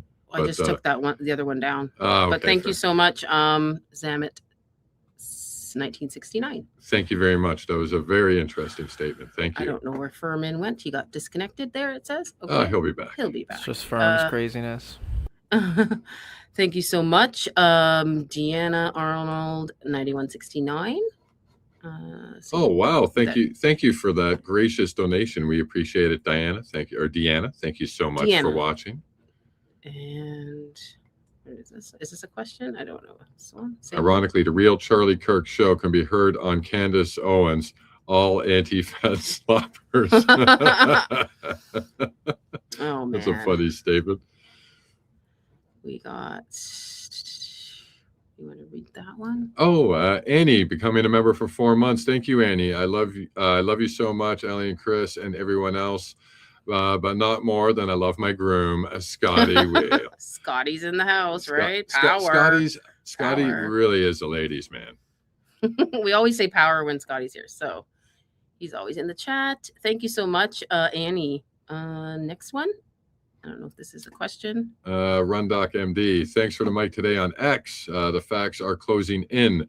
We need JS Morgan to help us walk through the theories, if possible. Go Max, Crisis King, always. I assume that might even be for you, Muppet, actually. Did you toss them the mic today on your space? Yeah. Yep, he was in our spaces today. Yep. Yeah. Oh, right on. I think isn't she the doctor? Oh, was she the Yeah, she's the doctor. medic that, or Yeah. the medic or doctor that was speaking? Yeah, she's the doctor, I think. Yeah. Oh, she was cool. I actually enjoyed hearing her take today in the space. Didn't you say you're going to do a roundup of all the, physicians Yep. on a space? That'd be Yeah, cool. I thought it was a good idea. Yeah, we get a whole bunch of medical professionals into a space and analyze the evidence that they've put forward so far from the ME's report and Actually, I see if think it makes sense. I think that would be very important because depending on which doctor or hospital physician or expert you talk to, we're getting slightly different answers from different people. So I would actually like to, throw 10 of them in a cage, kind of like Yeah. Thunderdome, and let them fight it out because Yeah. we've got 3 different stories for the exact same incident. So then what do? Like, I'm not a doctor. So like I Yeah, have to we're believe trying what to- we're being told, right? Yeah, we're trying to link the damage that they've told us to 30-6, which doesn't work. And then, what else could cause that kind of damage is what we really need to get down to the bottom of. And if we can get a bunch of medical professionals to give their opinion, then, I think it'd be worth listening to. Yeah, hopefully we can arrive at something that kind of makes sense and then Yeah. start whittling some of this stuff down and Yeah, getting to something a little more concrete. I did a space with her with the guy that Lit Mormon, the one that Yeah. had the video. He was the first. The witness at the hospital. Yeah, the witness at the Yeah. hospital. The last guy that went into the hospital and got locked down. Oh, I was trying Yeah. to talk to him. I was actually in his Yeah. DMs trying to coordinate a time. Yeah, I can set you up if you want me to. That'd be just great because I mean Facebook. I let it drop a bit, but yeah, just circling back up, I reached out to him again yesterday. So yeah, maybe drop a Yeah. message. That'd be cool. He really doesn't like spaces, and I said I'd make it the safest space ever. So We made sure that no one would harass Yeah. you, no one would be screaming at you. Yeah. So like we were to do that space was tough. I thought Ali did a fantastic job. And I had the doctor in there. That was her. She goes by a different name on X. I think it's Ma'am. Oh, what is her name on X? I could find it in a minute. That's okay. We can find it after, babe. Yeah, but Hey, anyways, can I ask Muppet a question real quick? yeah, go ahead. Because I know you got into it with, I can't remember what his username was, but you brought up the idea that, you know, the plaintiff or the accusing party in the case could potentially like bring up a higher resolution photo that proves that Tyler Robinson was on campus. If they do that and they actually give us proof, then I mean, is this just a successful PSYOP where they've held on to the evidence? You know what I mean? Interesting question. Yeah, I do. I'll keep asking the same question. If they had shown me one clear headshot of him on campus with a timestamp, then I'd go, "Yep, all right, let's go to trial." But we just didn't. We didn't see it, so I still have questions if they even have it. I just want to say, if there are some Fed sloppers listening out there, if you do have that evidence, give it to Ali or Muppet, and we'll be able to verify it for you. Between the two of these people, I think they've found almost everybody on campus. We found everybody. You want to get it out that it's actually him, and we should all go to bed somewhere. Then show us a picture that's clearly him with some metadata. You can't hide because I will find you. Or if you won't, Muppet will. Oh my goodness. Anyways, I might be playing devil's advocate here real quick. I just want to get this out. Assuming that does happen, then how are we going to respond in regards to the truth? Okay. We take the truth as it is. If it's the truth, it's the truth. That's the response, right? I also feel like it would have come out by now, right? Like maybe. I don't know. We'll see in the trial, but we'll see. I don't know. Yeah, I'm with Chris. Wherever the truth falls, the truth falls. I don't care who it falls on. Yeah. I agree. As long as justice is preserved, that's all that matters. Yeah, I just want the facts. If it turns out Tyler did it, Tyler did it. But you need to fucking prove it beyond reasonable doubt. Yeah, got to beyond reasonable doubt. That's it right there. And that burden rests on the state, not on people like us asking questions. You know, we can do that until the cows come home. The burden here is on the state to prove guilt beyond a reasonable doubt. And so far, there's a lot of doubt. A ton. Yeah. Velvet Steel Spine. Renita, Sophia? Yeah. Yeah, there is apparently, a group chat of that steel spine. I said that a long time ago. There's a group chat of it. Yeah, it was the magic spine, the steel spine, the velvet steel spine. The velvet steel spine is actually an Erica Kirk quote. So lots of magic and different kinds of textures of spine, except for a fleshy, bony spine, which is what it actually is. And then Frank Turek mentioned Mousy, which is Rob McCoy's wife. Yes. She has a steel spine too. Yeah. Apparently everybody's got steel spines. And that's what I was saying. Is there a group chat of steel spines that I do not know about? But yeah, they do say that a lot. Yeah, that's accurate. I wonder if that's like some like secret term in their inner hidden society that once you get past, you get the steel spine or something. I don't know, man. It's just like, who knows? That's weird. Yeah. Dude, at this point, like, it could very well be. Man. Oh, right. Yeah. Is this a code word, right? This is a cult? Like, is this a code word? Yeah, you reach level 33 and you get your steel spine. Your velvet steel spine comes when you reach 34. Well, when they talk about 3,000 people at the UVU, that's like, the promised land kind of thing. Yeah. And then then they found him in 33 hours. Yeah, yeah. It's a lot. It's a lot. Yeah. It's a lot, Meech. I can't. So thank you for that.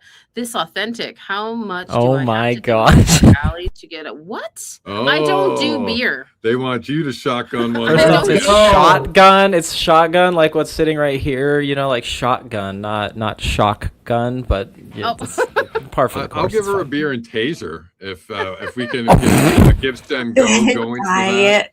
You're done. Stop. You're done. Just stop. We get a give, send, I'm go. Gonna send the eyes. We're gonna give, send, go going, just like Smoke Boy did. I want to see Mitch shotgun a beer. Come on, man. Oh man, no, I don't be shotgunning firm. It's not. I can It's shotgun not a in my video out in 2 repertoire. seconds. Like I can bring up a video. In 2 Chug, seconds. just chug. I'm really fast at that. I'm fast at clipping videos, putting it out in 2 seconds. That's true. I don't think there's anybody I got faster than clipping speed. stuff than you. Probably not. We can be watching stuff. Allie, we live. should have a clip off. We'll see who wins. Oh, you want to do that? Well, Yeah, it's not fair. You I'm challenging you. videos. Let's go toe to toe. Yeah. Yeah. See, I'm now pretty that's quick. something we could set up a give, send, go for. Yeah, clip No, off. but it has to be like find this video, clip it, and then post it. That's hilarious. how fast it has to be. And we can't People know will what the send me a clip is message. beforehand. Yeah. Ollie, can you send me this? And I'm like, okay, yeah, can you send me it right now? I'm like doing a live stream, like boom, boom, boom, boom, boom, done, sent. Bro, I'll post a clip of a video and someone will text and be like, "Hey, do you have the full of that video?" I'm like, "Yeah." Like, where do you think I pulled the clip from? Like, yeah, of course I do. What? Yeah, of course. I had to pull it Hey. from somewhere, right? If Yeah. if we do a give, send, go, Hold we on. have- Beer is gross. Beer is gross. Beer is gross. Beer is gross. It's horse piss. I don't like it. She likes martinis better.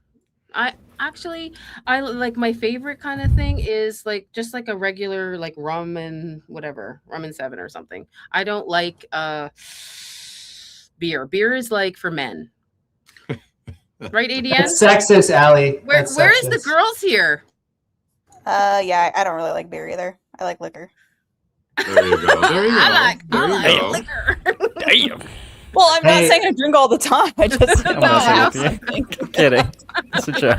That's the way you said it. I like liquor. It's funny. You should just see ADN with a bottle of whiskey while she's researching. Oh my god. Totally joking, everybody. Totally joking. She's totally nothing kidding. like No, that. we're all wine moms. Remember. Oh I right. Oh, that's right. That's We're right. wine moms. Remember That's what right. the doxers say. We are wine moms, Wine conspiracy moms. wine moms. Just yeah. Actually, I'm a Zoomer cam girl, but that's for another day. Yeah, that's what they that's said. for Oh, another well, day. of course. It's not even your That's face, what they but you know. said. They, Yeah. they I attacked remember. us bad.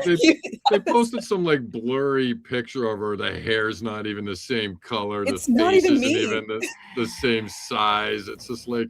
Well, I had desperate were you Ian for Wendt that? trying to say I was gay the other day, and then I have Firm coming in here calling me daddy. It's like I'm never gonna beat the allegations now. Like, fuck. Mitch, you're so far in now. Yeah, like this is all we It's need Gay now. Now Tuesday. you're It's saying- Gay Tuesday. Now you're It's telling only us okay to on shotgun a Tuesdays. beer. You know, this is all I need now. They're just gonna be clipping this stuff and putting it out. Well, look, Oh, man. It's not gay unless you're gay. it's gonna be in the Gary space tonight. Look at these guys. Yeah, See what they it talk used to about? be Taco Tuesday. Now it's Gay Tuesdays. You know, I was in Gary's nest. You know his nest? In the space, yeah, they threw Allie in the You're nest famous. on I a was couple in of his nest. Wow. spaces. You should It's a feel place honored. of honor. Yeah, it was bad. It was really hard to watch that. Has he called you retarded yet? Oh yeah, we get that all the time, like four It's like times a week. it's like every day at this point. I don't know, but if Gary hasn't called you retarded, you haven't made it. Yeah. What's the next We one? should keep It's rolling. true. We're getting a This little one? distracted. Okay. Yeah, Meech said he had to Thanks, go Firm. 40 minutes ago. Yes. Yeah, Okay. So let's just plow through these as All right. quick as we can. What Let's is just- this one? Divinity speaking. Yeah. Can Mitch speak to all the Candace and Charlie's relationship, the four Shilsons of the world? Curious what an insider has to say about Charlie's anxiety over her. Yeah, I think that like there was a clip that went out this week, right, where it was a couple weeks before his death, and he gets asked about Candace, and he's like, "She's a friend," right? And there's that clip from a couple years back where this is where I'm frustrated with Tyler Boyer for not, I don't know, having more cojones, so to speak, right? And he was one to brag about that on an audio clip himself, but it's like we haven't seen any of that when he was the one there in the arena with Charlie and Candace early on building Turning Point USA into what it would eventually go on to be, right? And that's for now Andrew Colvett and Blake Neff, these two demons who were shuffled in pretty close to the end there and slowly kind of worked their way into the inner circle, only to then inherit and then do everything the exact opposite that Charlie did. just goes to show how intentional this is, how much of a controlled destruction and demolition this actually is, right? These people aren't idiots, right? They're not stupid. This isn't accidental. Yeah. This is all very intentional. This is a managed pacification and destruction of the strongest weapon against the deep state, which was the Charlie Kirk Show and TPUSA, right? And now what has it become? It's become this quasi-establishment prop-up machine that is trying to get a bunch of kids to go to church, right? And I'm not trying to downplay the significance of going to church, but they're not even encouraging church in the right ways. They're merging it with Zionism, saying that loyalty to Israel is loyalty to the Bible, and we all know that that's just not the case, right? This is a very evil thing that is taking place, and so for these people to say, oh, Charlie and Candace were never friends, or Charlie was never Candace's friend, like, you're just blatantly lying on a dead man's name at this point, and it's repulsive and it's sickening and it needs to stop. And that's again why I went and picked up the mic, right? And it's some of my critics have come at me and they're like, don't be like this kid, pick up the mic. And it's like, I did pick up the mic. You just don't like what I'm saying. So this is no longer about picking up the mic. This is about preserving partisan loyalty and not exposing the truth for what it actually is. And you guys are mad that I'm doing it. So I'm sorry. Oops. Or it could be this. Yes, fighting for Judeo-Christian values of the West. Or that. That's what is that what it says there? It doesn't say on this one. It's not on this one. It's the other one. Oh, it's the other one. But yeah, I don't know if you saw that the founding voice of the American Guild. I don't know if the Pastors Guild. I don't know if you saw that or not. Yeah, the five pillars of the Guild. No, that's strange. Hey, Mitch. Yeah. Pastor Rob and Mikey. So Mikey was normally there at like tabling stuff, right? But was Frank Turek normally there, and was he normally on the phone with his children? No, I mean Frank Turek. I feel like he was at like maybe one or two that I can recall. Maybe I don't want to say like with certainty one way or another, but it was not an everyday occurrence. I think I want to say Pennsylvania. Maybe he was there, but I don't recall. And this was like 24 election season. People would come and go. We would have special guests at things for sure. But like, I don't know. Like I said, there were a lot of weird things that day. Dang, I didn't know that it was like a whole guild. What the heck? This is weird. So this is what, dude? And you want me to think this isn't a cult? Excuse me? There you go. I posted this. Like, is anybody? I never saw this. That's the first time I've seen this. Wow. I sent it to Baron. Too, right? Yeah. This is just recent. We've been trying to talk about it, and for people who think that this is a Christian organization, you really need to. They're putting Jew in front of the word Christian. I'm sorry, it's not Christian first. It's not. Christian's not even first. As Ben Shapiro says, the minute you put a modifier in front of a term, it weakens the term it's modifying. So I'm sorry, Ben Shapiro, you cannot call me an anti-Semite for saying these things when you yourself. No, I'm sorry, but he's a Semite saying those things. So I can't be anti-Semitic if a Semite is the one saying the thing that I am now referencing. That's just not how language works. Okay, we need to be articulate and respectful when we say these things, because I'm not going to blow up and get brash, right? But that's not the case. If you put a modifier in front of a term, it weakens that term. Judeo-Christian is not Christianity. It's just not. Exactly. I'm sorry. You guys have all been lied to for 60 plus years. And the people who are now claiming to stand for Christ are putting you in the same camp with the people who murdered Christ, quite frankly. So that's not anti-Semitic. It's just the truth. I wonder how many of these pastors are from the, the Zion Ambassador Summit back in December 2025? When they sent 1,000 pastors over to Israel for training? It's probably the same guild, I would suggest. The fourth pillar of it is fealty to Izzy. That's like the fourth tenet of the organization. Yeah, no, let's just worship the nation of the people who murdered our Savior, guys. Let's have fealty to them. That makes total sense. This is what he's been doing, but we haven't Friends of Zion. All this time. Friends of Zion Heritage Center. That one. Yeah. But the Jews. Go ahead. The Jews didn't kill Christ. The Romans Yes, killed Christ. they pressured Hold on, the hold Romans on. via APAC to then have them do their dirty deeds in the same way we've now witnessed Yeah. potentially here, So- in that they were lobbied the federal intel agencies to conspire a massive assassination attempt to silence the largest voice against them, right? So like, yeah, they didn't, but like I've said it before, betrayed them Jesus to the Christ Romans. was killed due to immense pressure from APAC, right, at the time. Exactly, and so it's and the it's same the thing same thing. repackaged.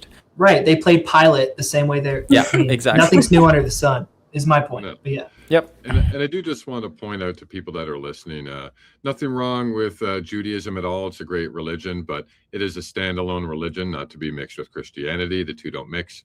Judaism itself is the failure to come to Christ. I have said that many, many times. So there's nothing wrong with Judaism. It's just, it stands alone. It's a separate religion. It has nothing to do with Christianity. They're two completely different belief systems. So I just want to point that out. And there's nothing wrong with Judaism, guys. There's nothing wrong with it. If that's your thing, then go for it. Love it. Worship the God you But worship. TPUSA faith But- is supposed Amen, to be Chris. Christian, right? Christian, right? Not Judeo-Christian. It's Well, supposed that's to be Christian. it's. Exactly. I think at this point they wouldn't. I think they wouldn't say that they're not Judeo-Christian. I don't think they would stop you, right? And that's something that clearly they're leading into here, right? It's kind of the larger motivation. So Yeah, this is it, guys. This is what Rob's been busy doing, and being with the pastor from South Korea that just got released from prison in February. He's at the White House, Hanging out with Rob hanging McCoy out, in the Oval Office. Yeah, so and touring with the pastor from South Korea, the one that went to prison when Charlie Kirk was speaking in South Korea, like his last moments on this earth.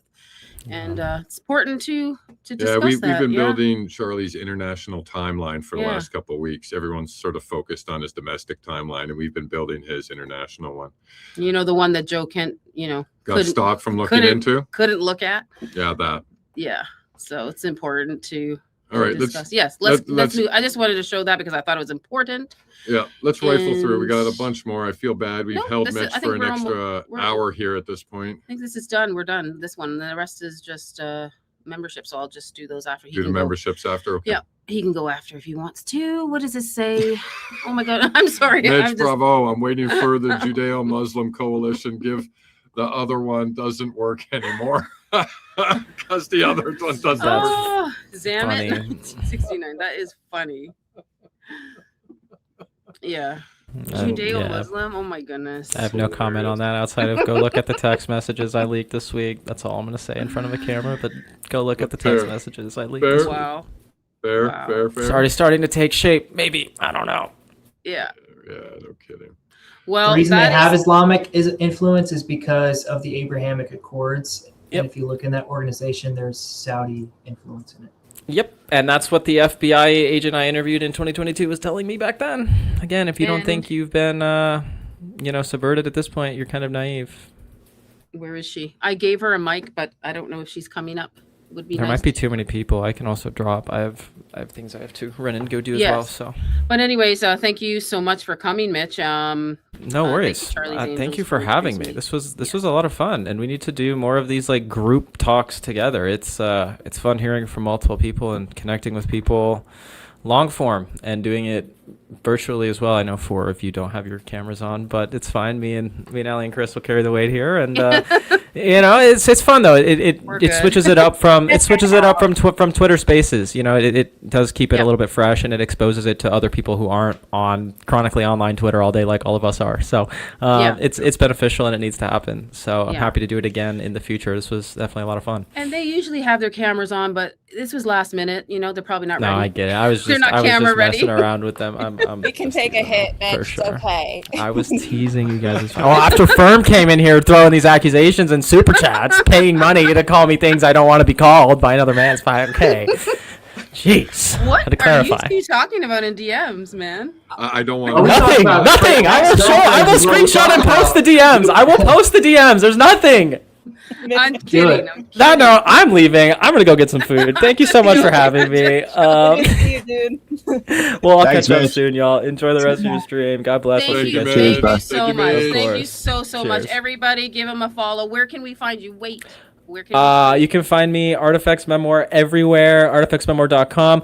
And the White Goy Summer shirts are going to be going live very soon. The website is almost done being built. It's just a merch line, my own kind of trademarked term. I'm off of White Boy Summer, and we're going to have a White Goy Summer. We've been having a White Goy Summer. White Goy Summer is not going away, folks. It's not going away. White Goy Summer is going to carry on throughout the entirety of the year, and there will be shirts to wear for all of you. Stay tuned. Awesome. Don't worry, the whole chat's calling you daddy now, including by women. So I think you're all set. Don't worry, you're good. There we go. Yeah, you guys know where to So find me. this is, where you can Artifactsmemoir.com. find That it. is my There you go. website. Yep. And it's going to be a different website for the White Goy Summer shirts. I'll also be putting out the book there as well. So, yeah, very excited about that. I've been working with actually an artist from Twitter. His name's Eric. He's been great. And so we've been collaborating on that. And I'm very excited to be putting them out here shortly. I'll be getting a preview here soon, and then they'll be going live. So stay tuned on that. And I'm very grateful for everyone's patience as I've been figuring out a lot of this stuff. It's all very new to me. Well, thank you for staying here for almost 3 hours with us. I really appreciate it. I think you're brave, and I think you are a trooper, and I think you're doing amazing. You're doing amazing work. So. Thank you, I Liz. really, really appreciate you. I appreciate it. Thank you so much. We'll be in touch. It was nice to actually talk to you long form. I know we've really only been like chatting in the DMs, so we'll definitely have to do more of this in the future. And like I said, get more of these group things going because they are a Thank ton you of so fun. much for helping me with the tech table and like kind of breaking it down about the back camera. I really appreciate it. That was some pretty valuable Yeah. information, Mitch, and we really appreciate that. And hope you enjoyed your time here. We try to create Yes. a good environment. Oh, One where we this get was a lot of serious- fun, and even with Firm coming in with some questionable terms, it was fun, right? This is in a good time, and I'm always here for a good laugh. Later, Firm, don't worry. Firm, I actually want to talk to you because I think you and I should do a stream at some point and maybe get like one more young adult male kind of in our age range and just kind of have kind of like a Chris. similar conversation like this. Yeah, Chris or Mason or somebody and just find and just to have some more of these conversations in kind of the Charlie fashion. So would love to chat with you on the side about that too as I get into streaming more long form and building Before stuff you go, out. does so. anybody have any questions? Like Muppet, ADN, Yeah, anybody any? else? Last question. Last question before guys. he leaves. Nah, man, I'm all good. Thanks, Mitch. Yeah, we Appreciate your time, man. Bye, guys. See you again. Take care. God Cheers, bless. Mitch. Be safe. Bye. Have Thank fun. you Thanks, so Mitch. much.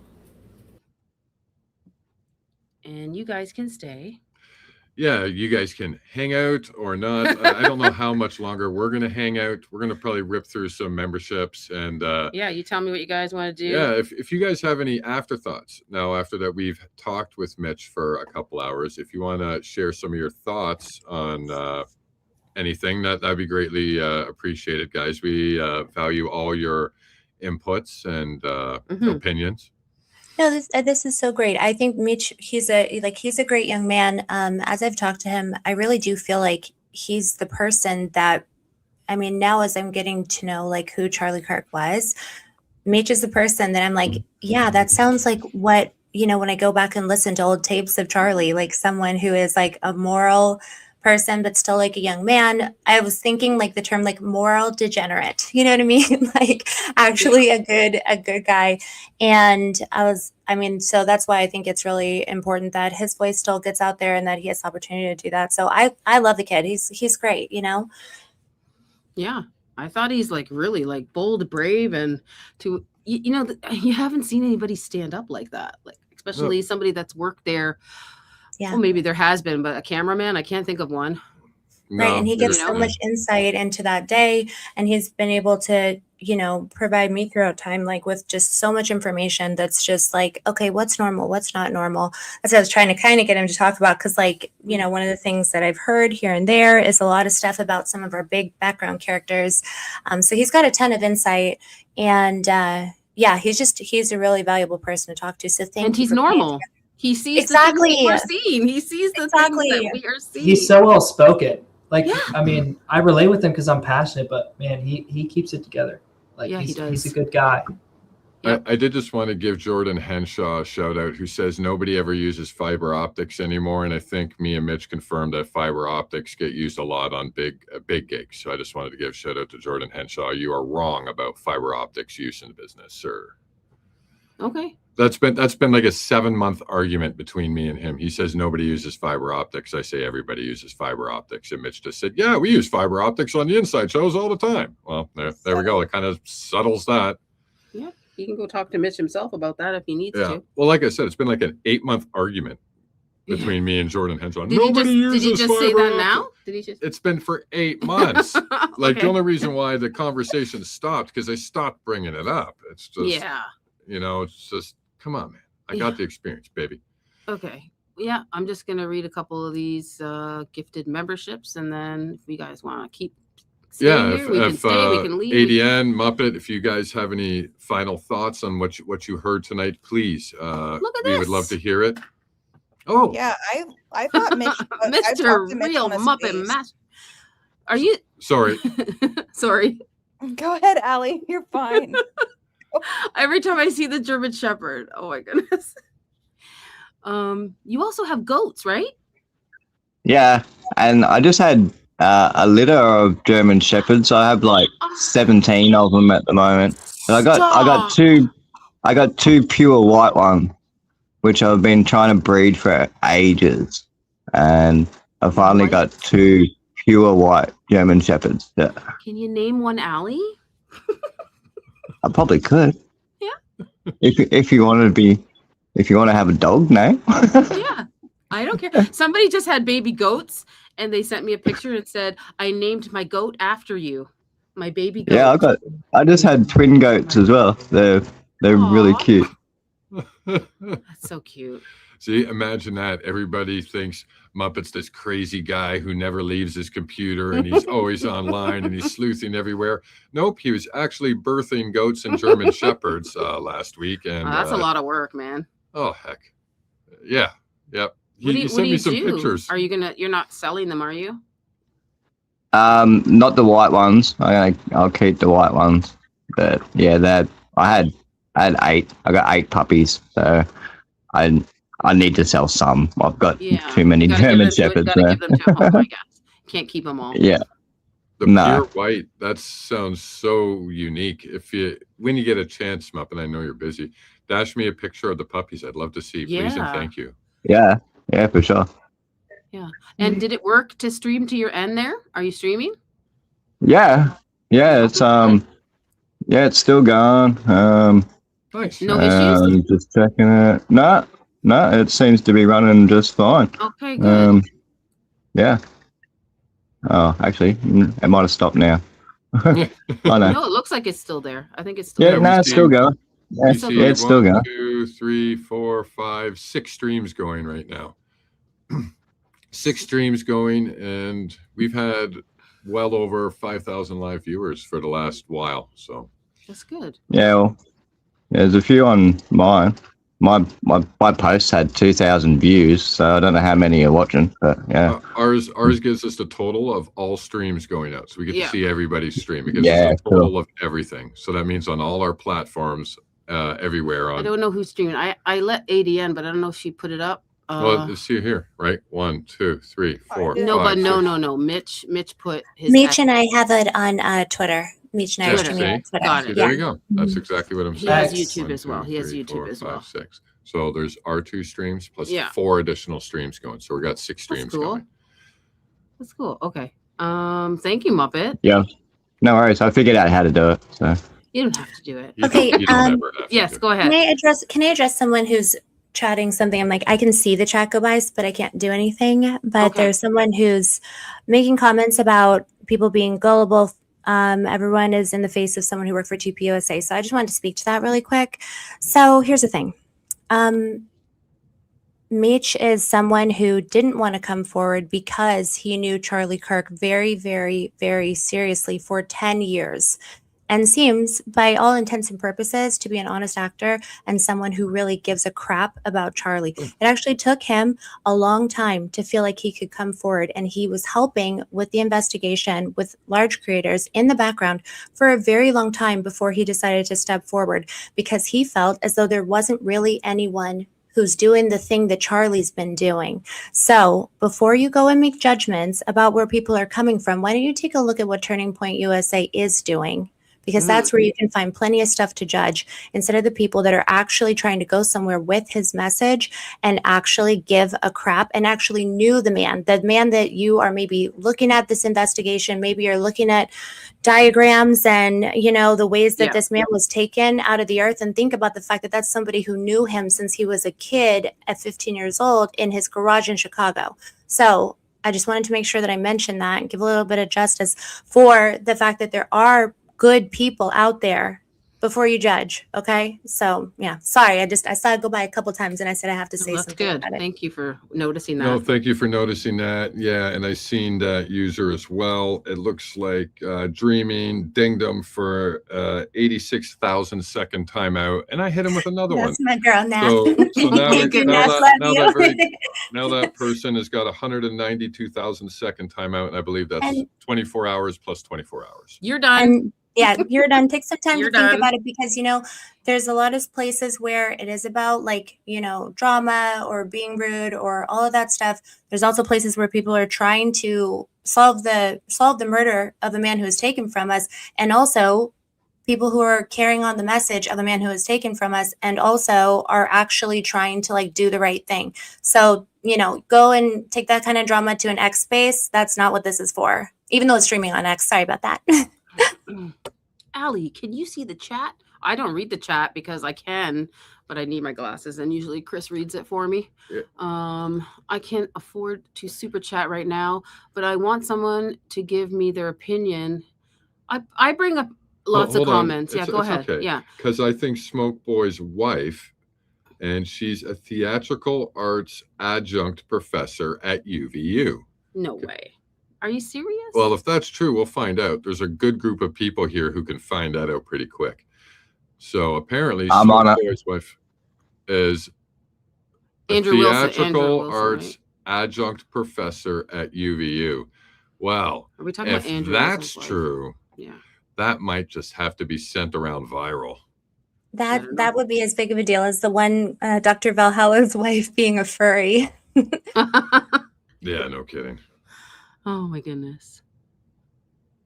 Okay, we'll look into that. There is no record of a Rachel Wilson as a staff member at UVU. Okay, thank you for confirming that, Muppet. Looks like it's a no-go.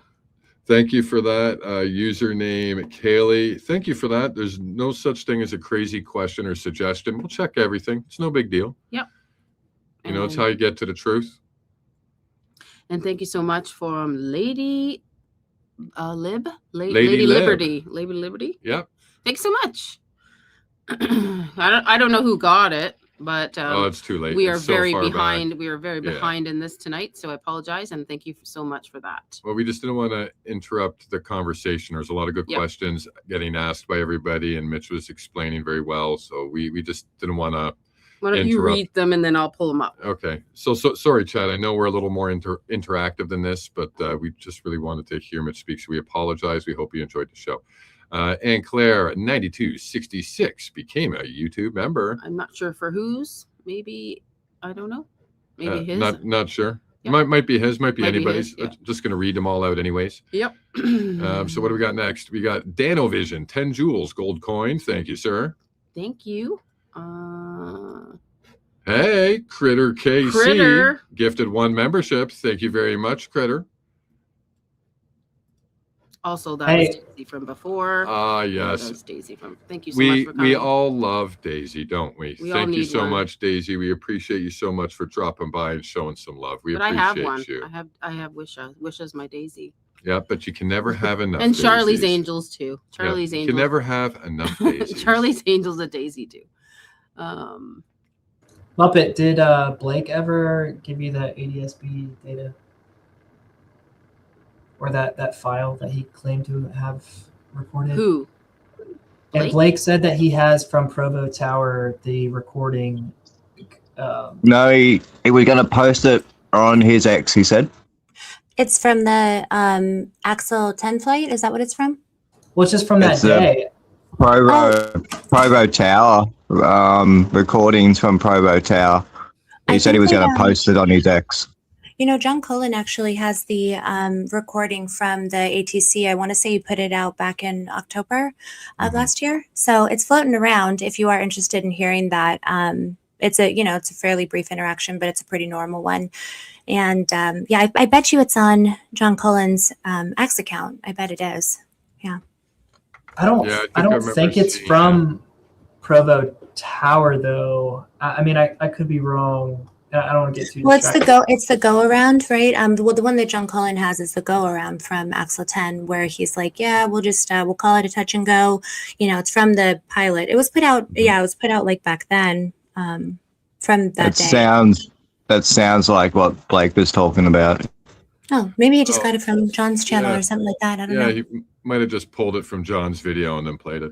Yeah, because like ATC records, you can get the actual recordings, but there's a time frame, so we wouldn't be able to go back and get them now. But John had gotten it back in October, so yeah, I don't know. Interesting. It's technically 30 days, typically, but John Cullen posted on August 23rd and said, "A viewer of mine requested the records from Provo Tower." He wasn't implying that he didn't already have them. I mean, I was late to the investigation, but I assumed that they weren't available, and I sent a request to get them, and I haven't heard back yet. But somebody got denied with a grammar request to Provo Tower. So really, oh, that's interesting. I'll send it to you. Yeah, please do. Yeah, he had it. You know, he had had it back then. It was just the snippet, and he had gotten it. I think it was within the 30 days. You know, it's October of last year, and it's just that specific part of the call. But I know it's like, if you don't get them quick, then it's hard to get your hands on them. So who knows how Blake did? That's awesome, though. Yeah. Also, yeah, I don't want to cut you off again because I know you have more chats to get to. But Anna, today has been probably the craziest day in air traffic. Why? Well, because we had 5 doomsday planes flying over, and we also had this morning. We woke up to a plane landing in Moscow. So I know this might seem irrelevant to Charlie, but do you have any opinion on that? On what plane was landing in Moscow? In Moscow, Idaho, or Moscow, Russia? Russia. It was a C-17, and apparently the CIA director was on it. Oh, that's interesting. Taking a C-17. Oh, wow. Yeah, it was really strange. It hasn't happened since the start of the invasion that American or U.S. Air Force Boeing flew into the Moscow airport. So interesting. Yeah, we don't normally fly over there, and we certainly don't normally transport CIA directors on C-17s. That's probably just because of the conflict that's happening over there, you know, because there's just different capabilities for different aircraft, but it's pretty surprising. That is pretty surprising. Is he still there? I'm like, do you have a time? No, he left. There was at least from what I know, I'm probably the chat would be able to figure it out, but U.S. Air Force Boeing C-17 Globemaster 3 has landed at Moscow. This is 17 hours ago. Flew into Riga, Latvia, and its flight history includes Camp Springs. Anyways, it was the CIA director, which means something's up. Maybe they're negotiating a deal. Maybe. I mean, it sounds like it's very possible that Ukraine might be becoming a lot more, you know, something that we are actively working on. You know what I'm saying?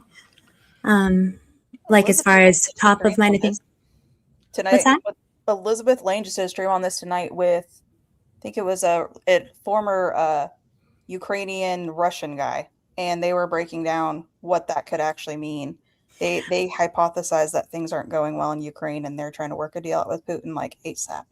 Oh, wow. Oh, okay. Yeah, that when maybe CIA is mediating a little bit, you know. How I took that. Sorry, I don't mean to interrupt. I just noticed something very unusual in the chat. We're sitting here talking about flight logs. So the elite asset intel. Blake said he has the tower recordings from Provo all day, and John Cullen is the one who's denied. So how come John put out the recording and Blake never did? And here we are 11 months later, and Blake's going, I got the recording.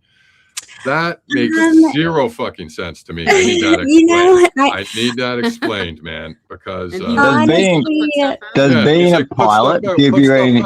You've been holding this forever, Candace? Okay, we're done. Whatever has sparked his sudden interest in in aviation. God love it. You know what? There's always room for another enthusiast, I guess. But I'd be really curious to know where he did get that, given the time frame and the fact that, gosh, if he'd had that for such a long time, I mean, it's not new stuff that we've been That's talking sus. about it. If he got that back then and has not put it out and he's going to drop pieces now, that's sus as fuck. Sorry, Yeah. I'm gonna say it as plainly as I can. That's sus, and you're up Candace's butt about drizzling footage when you like. I need to know how he got that. Did he say that he had it all this time, or? I don't know. I'm not shitting on Blake because I'm not going to shit on anybody. But it is sus. I'm gonna call a turd, right? Like Yeah, I'm gonna do that. I'm not afraid of that. I need to know how he got those recordings. What, you think it's fine? Like, we were just sitting here talking, saying they're deleted after 30 days. Here we are 11 months later, and he's going to pull them out of his ass? Well, I'm going to be That really doesn't make curious to anybody know about what exactly that kind of footage Of course, sounds it happened, like, looks like, the because ways. of the video in the space, and he's The trying to video in the throw space. shade at Candace. That's what's Anna, going it's on. the If you guys audio- missed that today. I was in the It's space. Anna, it's got to be from the ADSB, that one, like, it's a live public database where it's Live within 30 ATC. days you can get it. Mhm. So, I mean, John Cullen would definitely, I would assume, have it. I emailed John. Yeah, I remember he put it out. I'll shoot John a message. But yeah, I remember him putting it out and specifically listening to it. Well, so the interesting thing will be, I'm like, I don't want to give the game away because, Fake Fednar is friend of the show. But what I'll say is I'm going to be really curious to see the ways that footage is introduced, because there's a lot of different ways that you can tell if something is real or not. And so I'm not going to give away the game, but I'll be really curious to know what happens when we see it. So No, blessed, don't give away but the game, whatever. Anna. And when it does Exactly. come out, I'd love to know what you think of it. Yes, I definitely. just don't understand why today everybody was talking about drones, and that's what brought it up, because if they are flying around drones, we need to figure out who at UVU or the Dugway grounds or whatever has their operator's license, because they still have to. I mean, maybe they communicated with the tower, and the fact that John Cullen put out a post on the 23rd proving that whoever submitted a grant request and got denied by Provo Tower, I feel like there's some valuable information there, and the fact that if Blake does have those recordings, there's no excuse. I'm with you, Chris. I'm not accusing him of lying. It's just they have to come out if he has them. Either. I'm just saying that if it's legit and say they're gone after like 30 or 60 days, right? That means there's no way he could have got it in the last couple months. If that's true, like, that's all I'm going by. If that's true, if there's a time limit on the time frame that you can request it, that means there's no way he just got it. And unless I'm wrong, I'm willing to be wrong. But if I'm not, then I need to know. I need an explanation, guys. I don't like taking it on the chin. Like, he was interested in the Hades plane, and he did show up to the airport, and I appreciate that. We have a video now of that plane, which I think if he has this and he's been invested in the plane since the beginning, and he claimed on his post though that he had a DSLR or some form of camera in his car or in his vehicle. We need high resolution imagery, especially. I mean, I feel like Muppet would agree with me. If we're talking about dropping off and picking up drones at certain altitudes, why don't we if we could just get a high resolution photo of that plane to see what its capabilities are, at least at the time. Yeah, well, I mean, something that, and I tried to, he had called into Stu's show when I was on it, and I was trying to answer his question, but I was saying that, the thing is that that jet itself, it is able to do like a data link connection to ground launched drones. So it's not that it has to actually launch the drone itself. That launch effects program is one that's been in progress. They have announced the drone typing now. And they said that it's been, tested end to end. So they have tested it now a year on, but starting back in 2024, when they actually, rolled out the program, and then they actually delivered the first one, like I think in January of 2025, they have been practicing the routes, and then they've been practicing, they just do a data link to the actual drone itself, which is launched from a vehicle. It's ground launched, because you're not going to test out all of those capabilities by launching a drone at 41,000 feet. You know what I mean? Like then it's just going to be a waste of a drone. So they do a lot of that in this like R&D phase, which is really what they were in kind of throughout 2025. Those drop and catch looking flights, they were really doing, I mean, they were doing so many of them that if you hadn't have known what happened that day at UVU, then it wouldn't have looked that different from, you know, other days. That geofencing flight the day they did before, I'm calling it that colloquially. I'm just, you know, pure spec. But the way that they flew that square shape, that was the one that's a little bit unusual, in my opinion, because they didn't need to do that. You know what I mean? Like they did not need to do that. That is an actual flight path that they don't tend to run. And then, of course, being there, I did just notice, I was actually just looking at this, the Axel 90. It's interesting to me. They actually were at Fort Huachuca. I've been running through, that's what I was working on kind of in the background. I'm trying to pair up all of the, you know, aviation dates with where the Axels were. And it's interesting because they actually, you know how SAM 702-990404, it went to Fort Huachuca on October 10th, right? And it flew over the pathway of that McEwen, Tennessee accurate energetic system on that day. They actually went there, and Axel 90 went to Fort Huachuca that day too. So I'm like, well, that's interesting. It's another time that they, you know, same place, same time. I was like, that's kind of weird. And then they did it. I just posted on Twitter too that they had also been at Fort Huachuca. It's like they didn't usually go to Fort Huachuca, but on these weird, it's just a strange coincidence that on these days when serious aviation incidents have happened, they happen to be showing up at Fort Huachuca on those days. Like the day that the Bellcopter had that midair like disintegration. Do you remember that over in New York? Do you know what I'm talking about? In New York, over the Hudson. Or was that in DC? No, yeah, there's two incidents. Yeah. I know what you're talking So there's a Bellcopter, it was just a flight tour helicopter. It was a Bell 206, and it was doing a helicopter tour over the Hudson with a family. It's a very tragic story.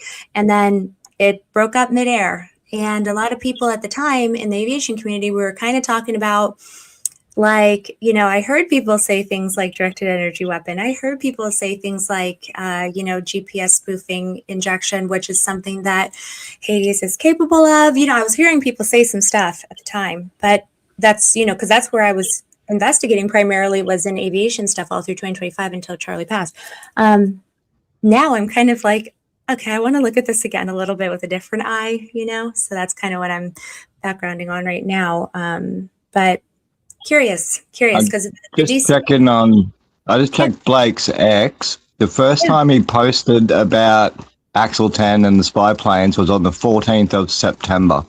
He was one of the first ones to actually pick up on the Axel 10 planes. Right, so that's what I'm saying I don't know if he got the recordings from the Provo Tower then or not, but that's the first time he posted about what is it, N1098L.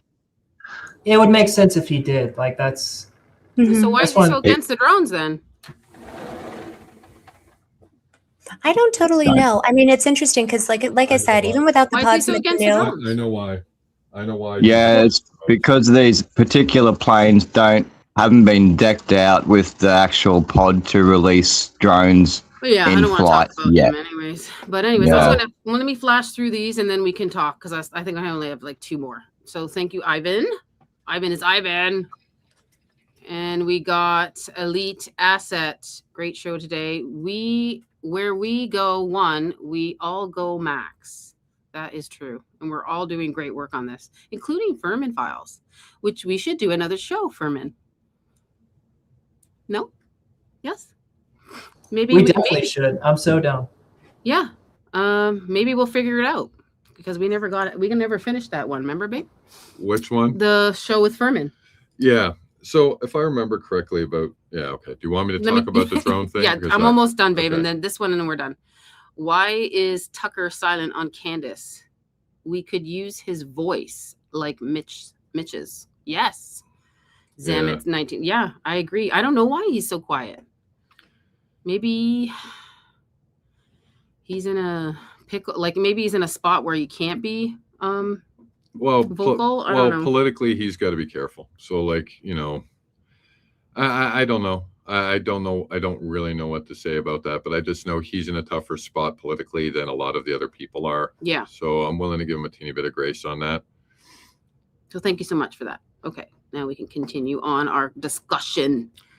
Right. So when it comes down to the drone things, and I could be remembering wrong, so I could be wrong, but I remember when Blake first got into the business, I remember hearing that he was looking at drones and he thought he found a whole bunch. He released some kind of paper or calculation that proved that drones was there. Oh, yeah. And he got into an argument with Jason Goodman about it, and Jason Goodman called him out, saying that his calculations were impossible, and they got into a big fight.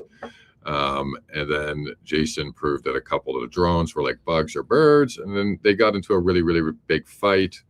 And then that, as far as I understand, that just that was that. It was part of their ongoing sort of beef at the time. And like I said, I could be getting the timeline wrong or some of the details wrong, but I believe that's how it went. So he's been against drones since that point. I just want to comment on what Muppet said. Yes, I have heard Blake was one of the people who originally spotted that plane a few days after the event. I think he provided a photo of that as well. So I believe that's true as well. I know we also heard Not Going to Mars today saying that he had also found that plane as well early on. I don't remember if he said what day he found it today when he was in the space. And then we know at some point John Cullen also had either spotted them or looked at what those guys were doing and decided to break it down and do a lot more research. He did something with Jason too, Cullen, him and they did the videos together. Yeah, I remember something about that too. So there is a little bit of a web there between spy planes and drones that started at the very beginning of this. There was a war. Like when I came on to X, like I posted one drone picture and everybody went, ah. Yeah. I'm like, why is everybody attacking me? I just posted a picture. My goodness. So Allie had posted a picture of a drone, I don't know, maybe about a month. No, it would have been a lot longer, actually. It would have been a couple months after that. And then that's how we sort of went, okay, well, why is everybody freaking out? So I think that's sort of how that worked. I could be wrong easily. And, if Blake did get the tower stuff back then, great. I don't know why he didn't put it out then, because there's been a lot of talk of planes and he just didn't put it out. If he's had it, great. If he didn't have it back then, I would be curious to know how he got it. But I just find that odd. And John Cullen did get some of the audio, so I don't know what's going on, unless they're trying to say that he just tried to get more, like recently. I wouldn't know anything about that. But John did get it and he did post it. It's in the video. So I really don't know what to say about that. When it comes out, I'd love to see it. I'd like to know when he got it. And if he did get it back then, why weren't we talking about it then, I guess is my question, right? For me, the biggest indicator is the fact that he's so quick to, crap on the drone theory. But if he does have the recording of that day from Provo Tower, I mean, why would he not release it if Tower wasn't communicating with whatever transponder or operator that might have been flying a drone that would support his theory, which makes it even more suspicious. Like, why would he hold that back if it strengthens his theory is my point. Yeah. Mhm. See, I also wouldn't have a single issue whatsoever if he hadn't been very demanding about everybody putting their stuff out. You got to put your stuff out. You're holding back to the investigation. You're a Fed. Like, if he wasn't saying that to everybody with information, then I probably wouldn't care. I literally wouldn't care. But it's the aggressiveness that he forces other people to release their stuff, and then he does not do the same. And this only came up today after, I don't know if you guys know, but there was a clip that was given from John Bray to Matthew St. Baker, and that started all this today. It was a 2-second clip, and there's apparently a plane visible in the corner. Can I just clarify that? John sent that to me, And Was it Yeah. you? Okay. yeah, And then we I put don't it know in the why nest, he right? And then posted it Blake that said, way. "Where did you get that? Where'd you get it Yeah. from?" It was from John Bray. So was Matthew St. Baker in that chain, Muppet, or not? Did John just send it? Yeah, well, I sent it to Matt, and Okay. then yeah. Okay. Thank you for clarifying that, man. So I was really that a plane? appreciate that. It was it is a plane in the corner. I looked at it. You can see it go through the tiny bit of the corner. The issue is that wasn't in Candace's video or the court recording. So that's what spawned all this today. And so Blake was trying to get a hold of John. This was in Muppet space, and as soon as that came up, Blake started a new space and was trying to get John in there for the rest of the day. And he did go in. He did go in. I remember they had a little bit of a conversation. John said he thought that he recorded it from Candace's live, but wasn't 100% sure. Said he would get back to Blake on that once he was able to confirm, because he said he didn't remember. And that's fine. You know, you go through a lot of video these days. You're not going to remember every clip, so that's fine. But I don't remember if he actually got back to him. You were in there after we were, Muppet. Did John actually get back to Blake about that, or? Yeah, Blake actually started a separate space, and John came into that, and then John said that he thought he recorded it from Candace's live stream, but apparently it's cropped off on Candace's live stream. That whole corner is cropped. You can't see it. So we're still trying to work out. We're still trying to work out where John got it from. Yeah. Where'd you get that? Who got the original, and where did it come from? Yeah. Okay. John needs to answer that. So, well, I think it's pretty. Well, I don't know. I don't know anything for sure, but what I can say, considering how the exploding mic has sort of take precedence in the investigation over the last little while, and I don't know this, but I would assume that maybe Candace and John have had a conversation, maybe. Like, I don't know. Well, she might have him on the show. She said before. Yep. So maybe she gave him something. I don't know. I'm not saying I know, allegedly, and I'm not accusing anybody. I'm just. Yeah, it's just weird that Candace's version's cropped, and you can't see that corner. But the one John put out, you can see it. So I don't know where John got that footage from. Could he have got it from? Well, could he have recorded it from the court hearing? I guess quite possibly. Right? Maybe, because it does seem to have those, like the transmission lines where it's a different screen rate. The scan lines. Yeah, it does seem to have those in John's version, so it might have come from the court. I'm not certain. Yeah. That's interesting. So all this stuff, like this happened today, guys, in X Spaces, and now all of a sudden the air traffic controller stuff is now being brought up as well. It's Allie's looking at the video right now. Blessed. I mean, I don't know. To me, I'm like, I think at this point, most people can kind of, judge for themselves where they want to get information from. And every person should always be doing that. We should always be doing our own research, should always be looking at the information ourselves, familiarizing ourselves. And also, it seems as though a lot of footage has recently been dropped that came out of nowhere. They came from nowhere. It is what it is. We can take it for what it is. But I'm like, there's just some stuff that feels to me a little bit like it's trying to kind of be dropped in now so that it'll become some distraction or some division tactic. And I'm just like, there's so no point in having any of those arguments when literally we're coming up on the 1-year anniversary of a man's death who was taken away from all of us, from this entire country and from this world, from his children. So realistically, all the drama, I'm like, you know what? It's all good, but it's a waste of time, in my opinion. That's just my opinion. I do think that I'm more interested in the fact that they're doing a UVU. What is this, like a reunion and 9/10 UVU sponsored by douchebags.com. Sorry, but come on. And Save a Seat for Charlie campaign as well. Yeah, exactly. It's so Ali, I just forwarded you the message directly from John. So I've just forwarded that video. Should be the same quality that I got from John. So you can see it. Yeah.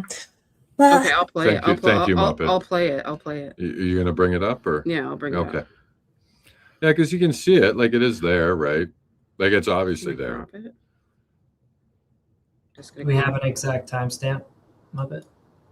I don't see any timestamp in here. It's basically like the moment of the shot. If you're watching, the guy gets up and starts running right at the moment that plane's in the corner. So you're looking at 12:23, pretty much on the dot. It would be super low altitude, or relatively low altitude, though. Yeah. Blake said something about what do you call it? Breeze Airlines flight was landing at Provo around the same time, so it could be that. Yeah, it was the plane. Mixie flight. The flight, the timing and everything all lines up to the Mixie flight. That's like a regional airline. I think it is Breeze Airways or Breezy or something like that. And it's just a plane that happens to be coming in. It's on ADSB. I'm like, I can't remember what the tail number is, but it's MXY some maybe 1823 or something like that. Anyway, it's like just a normal. It's more, I guess, the only thing that seems like, that there would, in my opinion, be like a continued question on is, okay, so was it cropped for any reason, or does it just happen to be a little bit more zoomed in or out? I mean, but Why is it? It's very slow. It's a 2-second clip. That's it. Well, there it is in the corner. It's there. a 2-second clip. Yeah. You can see it in the corner, left-hand corner, right there. Yep. It goes through the top part of the I very top left corner. Very top. You see it just as a sliver go through. Yeah.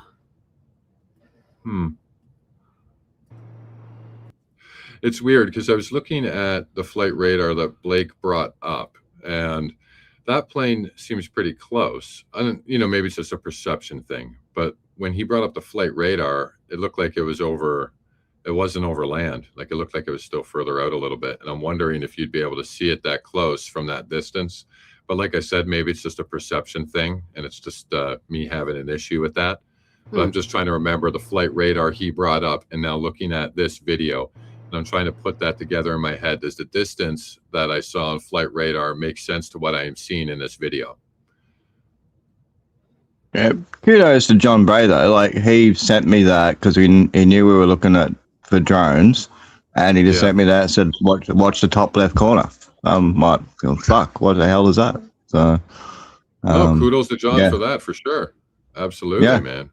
Great find, because like that's crazy. Yeah. See, I also know that there is 4 to 5 other cameras, rooftop cameras here, that have not been released yet. So I know that because our friend Paramount Tactical was bragging about that in one of his X spaces. He was. And have you seen the ones? There's 2 hanging off the library too, where they found the backpack at the bus stop. There's a 360-degree camera directly above that, hanging off the library. So they'd know exactly who dropped that backpack off. Yeah, so they probably caught that on camera, is what you're saying. Yeah, 100%. 100% they would have. That whole street is covered by, there's 2 cameras on either end of the library, actually 3 cameras on 3 corners of the library. One of them is the footage that we see from Officer Goforth meeting up with supposed Tyler at, was it, that night? That's footage from one of those cameras, but there's one directly above the bus stops where the backpack was found. So it sounds like to me, no matter which way the person came into that area and or exited, that they would be caught on camera, no matter which way they decided to come in or out. 100%. And there's also a license plate reader at the end of Campus Drive that catches every single car that goes down Campus Drive. Yeah, and I heard you mentioning that. So that should have tagged the alleged vehicle going in and out. Yeah, 100%. We should have that on camera to be able to confirm that vehicle actually went in there. Now, whether or not it was driven by the said individual who allegedly took the shot, I guess would be a different story, but could confirm that the vehicle itself at least went in and out. Interesting. Very interesting. Well, I do got to say, I'm curious to see what Blake posts for the flight logs. I think he's on a space right now. I'm pretty sure. Bless his heart. Well, I've Yeah. had fun, but I'm turning into a pumpkin. It's laying over Yes. here. Yeah. So Same here. I think we're thank you so pretty much much for having done. us. Thank you for having me, and thank you guys to the chat. I can see a lot of familiar names. It's so nice to see you guys. To everybody we don't know yet, it's nice to meet you guys. Muppet, it was so nice to talk to you. It was so great Yeah, to talk to you finally. we need to do this again for sure. Yeah, that Yeah. would be lovely. I'm like, Do you like this, Allie, can we do Muppet? an He's nice. earlier? You know I research up till like 3, 4 in the I morning. You can know. ask ADN. I ain't lying about that, right, ADN? Oh my God! Sometimes we're on the phone till 3, 4 in the morning. Yeah. So Muppet also knows that there was a couple times where literally it's like 24-hour research stuff that we do, especially when we were looking into the Mormons. How early Oh, are we man. talking? I'm not I saying don't know. 9 a.m. Listen, don't you do know, that. early bird gets the worm. I need like 2 coffees at least, you know. Early Yeah, bird. no, we could do. You told me you don't like it early. early. Now you're early bird. Well, 9 a.m. And is I just did that. so early. I started a space at 11 o'clock last night, ran for 8 hours, and then yeah, That's a waste of and then time. I That's had too long. and then I had to go fucking do some stuff, and then I'll just jump straight in here. I'm going on about, I don't know, 40 hours at the moment with no sleep. Oh my God, he had no sleep. He had no sleep, babe. Well, I remember we were in a space with Muppet for like a good 5 or 6 hours, and this is at the end of his day. And then we hopped off, prepped to go do a live. Muppet went straight from the space, turned it off, and then jumped immediately onto a live stream with us on Don Jeffrey's Yeah. show. You're a That's warrior, incredible. You guys are warriors. Thank you for being warriors for the truth. And Furman, it was so nice to finally talk to you. It was a joy. I Don't know, worry. it's Don't stress great. the E6s too much. Don't stress them too much. They run those actually pretty often. 6 is unusual.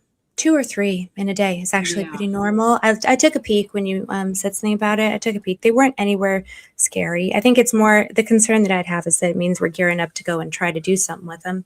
But they do those most days. So just keep an eye over the next couple of days. It's really going to be about seeing if they keep doing it, but nothing that they were doing today looked particularly concerning. So just a little thought on that one. But we'll talk And more that planes. plane that you Don't get me caught going on over planes, okay? And Please. Furman, that plane that you caught, That was selfie insane. video, that was insane. That's insane. Do you have that to send me? I'll play it. I mean, heck yeah, I'll send it to you. But it was great to finally talk to you, Anna. And I mean, yeah, I haven't been on the show for a few months, so I appreciate you having me as well, Allie and Chris. Love you guys. Yeah, anytime. Mom and Dad. Anytime, brother. Cute. And Mom and ADM, Dad. always a pleasure, darling. I'm like, Yes, well, now you left me on red for long enough. I'm just joking. We were talking I to know. I'm not Hey, she left me on red too. It's okay. Oh, Check well, your that's text, different. Aiden. Come on. That's always different, leave me on actually. That's a very different kind of getting left on red. First of all, Anna, Mommy, check your tags. No, I texted my text and you did not I'm gonna reply. mess up. Adrian, honey, you handle that, girl. He never replies. Yeah. He's a liar. I totally reply. You leave me on red every night. This is a lie. This is all a lie. It's all games. He's playing games.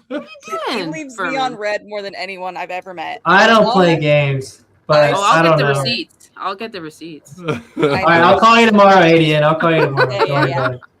Anna, though, I really thought this is the worst part. I thought I was waiting on you.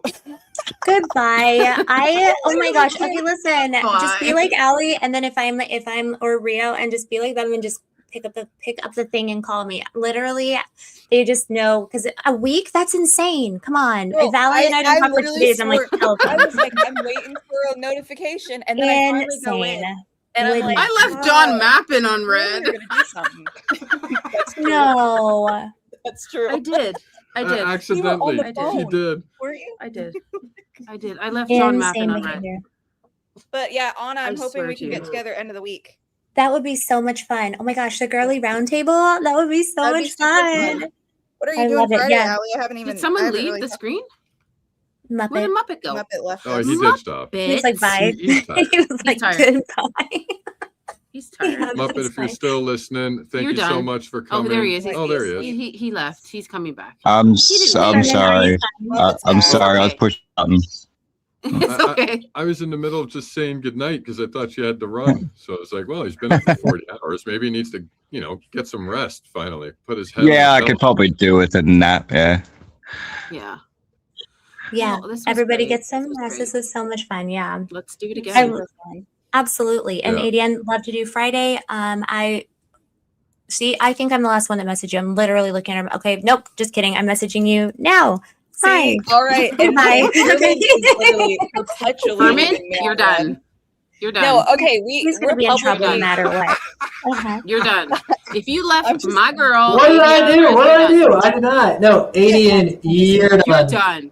No, he texted me, "How are you?" and left me on red to that question. I was checking in on you. I was making sure you're okay. Oh right. See, What is? Guys, How are you? I mean, guys. how else do you want me to say? I was Case seeing what's closed. up. Case It's okay. It's closed. cool. You guys sound like you're married already. Aw, that's so cute. You asked I if love she him. was single, didn't you? Let's go to Oh the my courthouse. gosh, I cannot believe you're Wait, airing didn't him you? out. Allie. Excuse on me. the I am stream. love matching right now. Allie. It Okay. was on the stream. Matchmaking is sweet and in private. He Oh my sent me a goodness. super Crying. and asked me if she's single. I'm trying to make a match right now. Oh my god, that's funny. I'm But This is the crying. never-ending Oh match. man. You know what? Shoot or shoot, It's Furman. okay. Look at that. I'm just playing. I'm just playing around, guys. I'm just having some giggles. Oh my goodness. I Yeah, cannot. all I can We're do all is shoot my busy. shot. You I know, can't That's you control know, AD in. we're all. Oh you my know what god. we're doing. But she You're does all- look hot in her profile photo. It's a good photo. Thank you. Yeah. Thank you. I took Whoa, that from a that's so stream. I sweet of I you. cropped it from one of the streams I did and then plugged into AI. I said, "Will you make me an icon thing?"